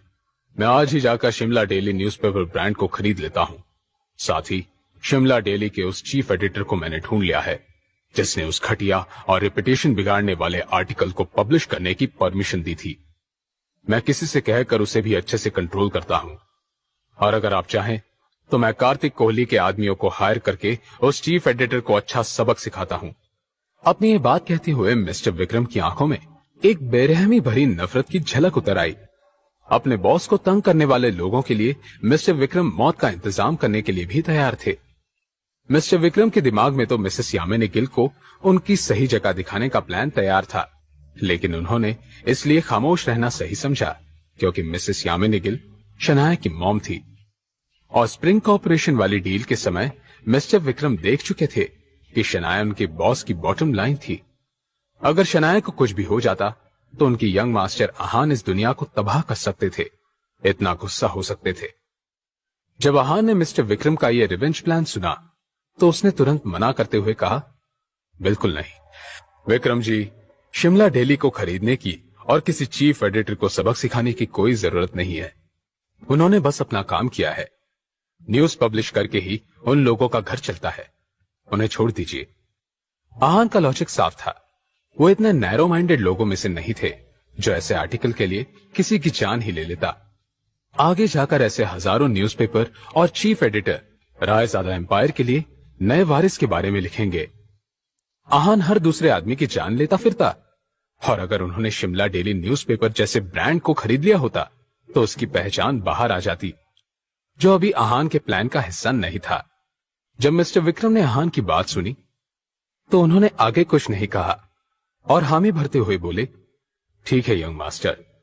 मिस्टर विक्रम को आहान के बहुत ही मैच्योर और समझदार इंसान लगने का पता चल गया था। अगर उसने कोई फैसला किया था, इसका मतलब जरूर इस बात के पीछे आहान का कोई सीरियस थॉट होगा। ये मिस्टर विक्रम समझ चुके थे। आहान ने फिर सबसे जरूरी बात पर आते हुए कहा, विक्रम जी, स्प्रिंग कॉर्पोरेशन का काम कैसा चल रहा है? क्या अब तक रिसोर्ट बनने का काम शुरू हो गया? आहान मिस्टर विक्रम से सिर्फ काम के बारे में ही पता करना चाहते थे। मिस्टर विक्रम ने आहान को नए प्रोजेक्ट का फॉलोअप देते हुए कहा, यंग मास्टर, रिसोर्ट का कंस्ट्रक्शन तो शुरू हो गया है, लेकिन हमें अभी भी कुछ टेक्निकल इश्यूज सामने आ रहे हैं। हमारे आर्किटेक्ट्स के साथ बात करने के बाद हम इस नतीजे पर पहुंचे थे कि हमें कुछ इंटरनेशनल एक्सपर्ट्स को हायर करना पड़ेगा, और कार्तिक कोहली यूरोप के कुछ एक्सपीरियंस लोगों को हायर कर चुका है। मैंने भी एक बार अपने एंड से चेक किया और कोई प्रॉब्लम नहीं है। मेरा ऐसा अंदाजा है कि अगले कुछ दिनों में टेक्निकल इश्यूज सॉल्व हो जाएंगे। आहान इस सब बातों को बहुत ध्यान से सुन रहा था। आहान ने फिर मिस्टर विक्रम से कहा, विक्रम जी, अगर स्प्रिंग कॉर्पोरेशन से रिगार्डिंग कोई भी डिसीजन लेना है तो आप पहले मुझे उस बारे में रिपोर्ट करिएगा। मैं इस प्रोजेक्ट में कोई गड़बड़ होने नहीं देना चाहता। आहान ने वैसे तो सच कहा था, मगर असल बात तो ये थी कि आहान को अभी तक मिस्टर विक्रम पर पूरी तरह से भरोसा नहीं था। इसमें आहान की कोई गलती नहीं थी, क्योंकि मिस्टर विक्रम कई सालों से आहान के पापा आदित्य रायजादा के लिए काम करते आए थे, और आहान के पापा आदित्य रायजादा ने ही मिस्टर विक्रम को आहान के साथ काम करने के लिए भेजा था। आहान भले ही एक बार के लिए मिस्टर विक्रम पर यकीन कर सकता था, लेकिन रही बात उसके पापा की, तो आहान चाहकर भी बेफिक्र नहीं हो सकता था, और यही वजह थी कि आहान को सब कुछ अपने कंट्रोल में रखना था। मिस्टर विक्रम को आहान की बातों के बारे में कुछ अजीब नहीं लगा और उन्होंने नॉर्मली हामी भर दी। उसी वक्त शिमला की एक जानी मानी एप्पल वाइनरी में रोहन हाथ में टीवी का रिमोट लेकर बैठा हुआ था। जिस तरह का एक्साइटिंग और फन लविंग नेचर रोहन का था, वो बेफिक्र होकर टीवी पर कार्टून देख रहा था। रोहन जिस सोफे पर बैठा था, उसके पीछे एक लड़की खड़ी थी। वो लड़की रोहन की नई सेक्रेटरी थी। उस लड़की ने ध्यान से अपने बॉस की तरफ देखा और अपने आप से ही बोली, मुझे लगा कि इस जॉब के लिए मुझे बड़ी मेहनत करनी पड़ेगी, लेकिन ऐसा बिल्कुल नहीं है। लगता है मेरा गुड लक ज्यादा ही अच्छा है। जहां एक तरफ ये लड़की, जो कि अभी अभी रोहन की सेक्रेटरी बनी थी, उसे अपनी नसीब पर नाज हो रहा था। सच तो ये था कि जब रोहन ने उस लड़की को देखा, उसे एकदम से रूपल की याद आ गई, क्योंकि ये नई लड़की कुछ कुछ रूपल के जैसी ही दिखती थी। इसलिए रोहन ने उसका नाम भी पूछे बिना उसे नौकरी दे दी थी। लेकिन उस लड़की को जॉब पर रखने के बाद रोहन रूपल से मिलने उसके घर चला जाया करता था। रोहन का फैमिली बिजनेस काफी बड़ा था। रोहन की फैमिली वाइन के बिजनेस में थी और वो लोग काफी अमीर और फेमस भी थे। पिछले कुछ दिन बहुत शराब पीकर गम मनाने के बाद रोहन ने सोचा कि कंपनी जाने से बेहतर होगा कि वो वाइनरी मतलब वाइन की फैक्ट्री में आकर अपना टाइम स्पेंड करे। बहुत देर तक कार्टून्स देखकर हंसने के बाद रोहन ने ऑर्डर फैलाते हुए कहा, मेरे लिए एक ग्लास फ्रूट जूस लेकर आओ। आखिरकार रोहन की नई सेक्रेटरी को काम मिला था। उसने तुरंत अपने हैंडसम बॉस की बात पर हामी भर दी और कैंटीन में जाकर एक ग्लास ताजा फ्रूट जूस लेकर आ गई। जो लड़की अब तक अपने गुड लक का शुक्रिया करते हुए थक नहीं रही थी, जल्द ही उसकी किस्मत बदलने वाली थी। जैसे ही वो नई सेक्रेटरी हाथ में फ्रूट जूस का ग्लास लेकर पकड़कर रोहन के सामने आ गई, रोहन की नजर उस पर पड़ी। एकदम से जो रोहन अब तक कार्टून देखकर हंस रहा था, उसके चेहरे का रंग काला पड़ गया। रोहन को अब रूपल का चेहरा देखकर बहुत बुरा लगता था, लेकिन प्रॉब्लम ये नहीं थी। प्रॉब्लम तो ये थी कि उस दिन के बाद जब भी रोहन रूपल के बारे में सोचता था, उसे आहान याद आ जाता था। वो ढीठ आहान जिसने रोहन के मुंह पर उसकी बेइज्जती की थी। जैसे ही रोहन को आहान को वो रौबीला और कॉन्फिडेंस भरा चेहरा याद आया, उसकी आंखें गुस्से से लाल हो गई थी। रोहन ने अपनी नई सेक्रेटरी की तरफ गुस्से से देखा और उसके हाथ से जूस का ग्लास लेकर जमीन पर पटक दिया। ये देखकर वो नई सेक्रेटरी घबरा गई। उसे अब रखा अपने ये बॉस बहुत हैंडसम होने के साथ ही खुश मिजाज और फ्रेंडली भी लगा था। लेकिन अब रोहन की इस नई हरकत ने उसकी नई सेक्रेटरी को डरा कर रख दिया था। वो बेचारी इतनी घबरा गई थी कि कभी भी रोना शुरू कर देती। उस नई सेक्रेटरी ने अपने बॉस से सवाल करते हुए कहा, सर, क्या मुझसे कोई गलती हो गई है? प्लीज मुझे माफ कर दीजिए, लेकिन मैंने क्या किया है? वो लड़की अपनी जॉब को तो बचाना ही चाहती थी, लेकिन वो ये जानना भी जरूरी समझती थी कि आखिर उसके बॉस को किस बात से गुस्सा आया था। लेकिन रोहन के गुस्सा होने की वजह ना ही वो लड़की थी और ना ही उसकी कोई गलती। रोहन को तो कुछ और ही परेशान कर रहा था। लेकिन वो इस बारे में किसी को कैसे बता सकता था?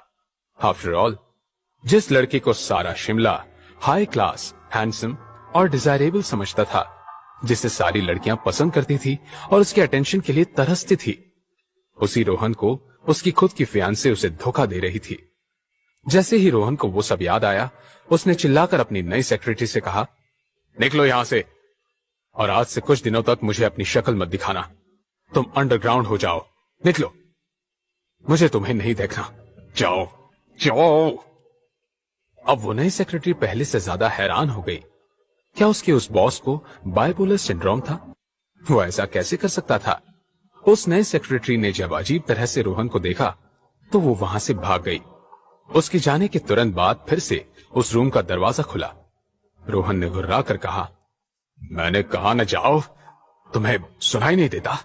लेकिन पीछे मुड़कर देखने के बाद रोहन का गुस्सा धरा का धरा ही रह गया। जो आदमी वहां खड़ा था वो रोहन के लिए काम करने वाले मैनेजर की तरह था। रोहन ने उसे सवाल भरी नजरों से देखा तो उस मैनेजर ने कहा, रोहन सर, ये आहान से रिलेटेड है। आहान से रिलेटेड ऐसी क्या बात थी जो रोहन को पता लगने वाली थी?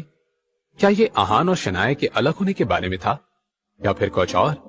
जानने के लिए सुनते रहिए पॉकेट एफएम। रोहन सर, ये आहान से रिलेटेड है। जैसे ही रोहन ने आहान का नाम सुना, वो एंग्जियस हो गया। उसने अपने मैनेजर की तरफ देखा और क्यूरियस होकर कहा, आहान, क्या बात है, जल्दी से बताओ। रोहन की बात सुनकर उसके मैनेजर ने उसे एक इनविटेशन लेटर पकड़ा दिया। उस इनविटेशन लेटर को देखकर रोहन बेसब्र होने लगा। रोहन को इतना रेस्टलेस होते देखकर उसका मैनेजर भी परेशान हो गया। उस मैनेजर ने अपने आप से ही कहा, लगता है इस बार रोहन सर कुछ ज्यादा ही सीरियस हैं। उस आहान नाम के लड़के से बदला लेने के लिए रोहन सर हम सबको किस नई मुसीबत में डालने वाले हैं। रोहन ने जैसे ही इनविटेशन को खोला, वो कंफ्यूज लगने लगा। रोहन ने अपने आप से ही कहा, क्या स्वयंवर? शनाया गिल का स्वयंवर? कोई उस जमाने में स्वयंवर जैसी आइडिया को कैसे ले सकता है? रोहन को पहले तो शनाया गिल और गिल खानदान के ऐसे अजीब से आइडिया पर हंसी आ रही थी, लेकिन फिर तुरंत वो अपने सेंसेस में वापस लौटा और रोहन ने अपने मैनेजर की तरफ देखकर उससे सवाल किया, तुम तो कह रहे थे कि ये आहान से रिलेटेड है। गिल परिवार और शनाया गिल का आहान से क्या लेना देना है?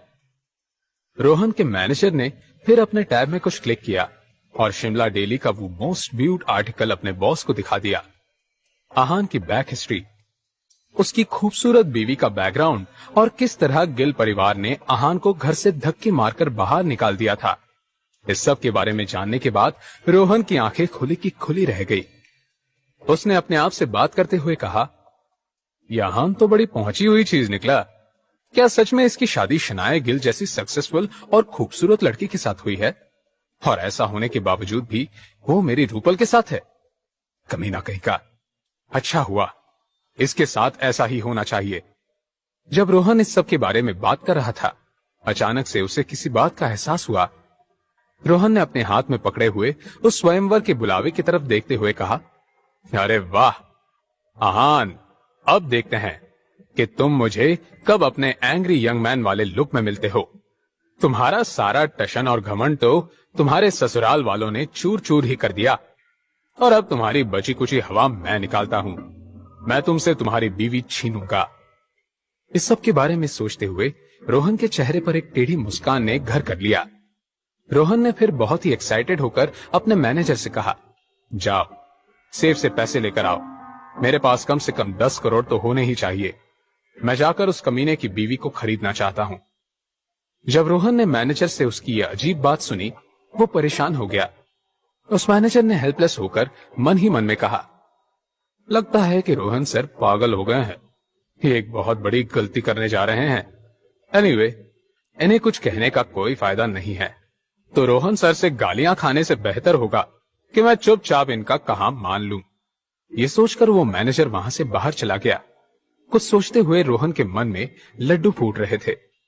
उसने आहान के रौबीले चेहरे को याद करते हुए मन ही मन में कहा, आहान, अब मैं तुम्हें बताता हूं कि जब कोई और अपनी औरत पर हाथ डालता है तो कैसा लगता है। जहां तक मुझे याद है, शनाया गिल और रूपल बचपन के दोस्त हैं।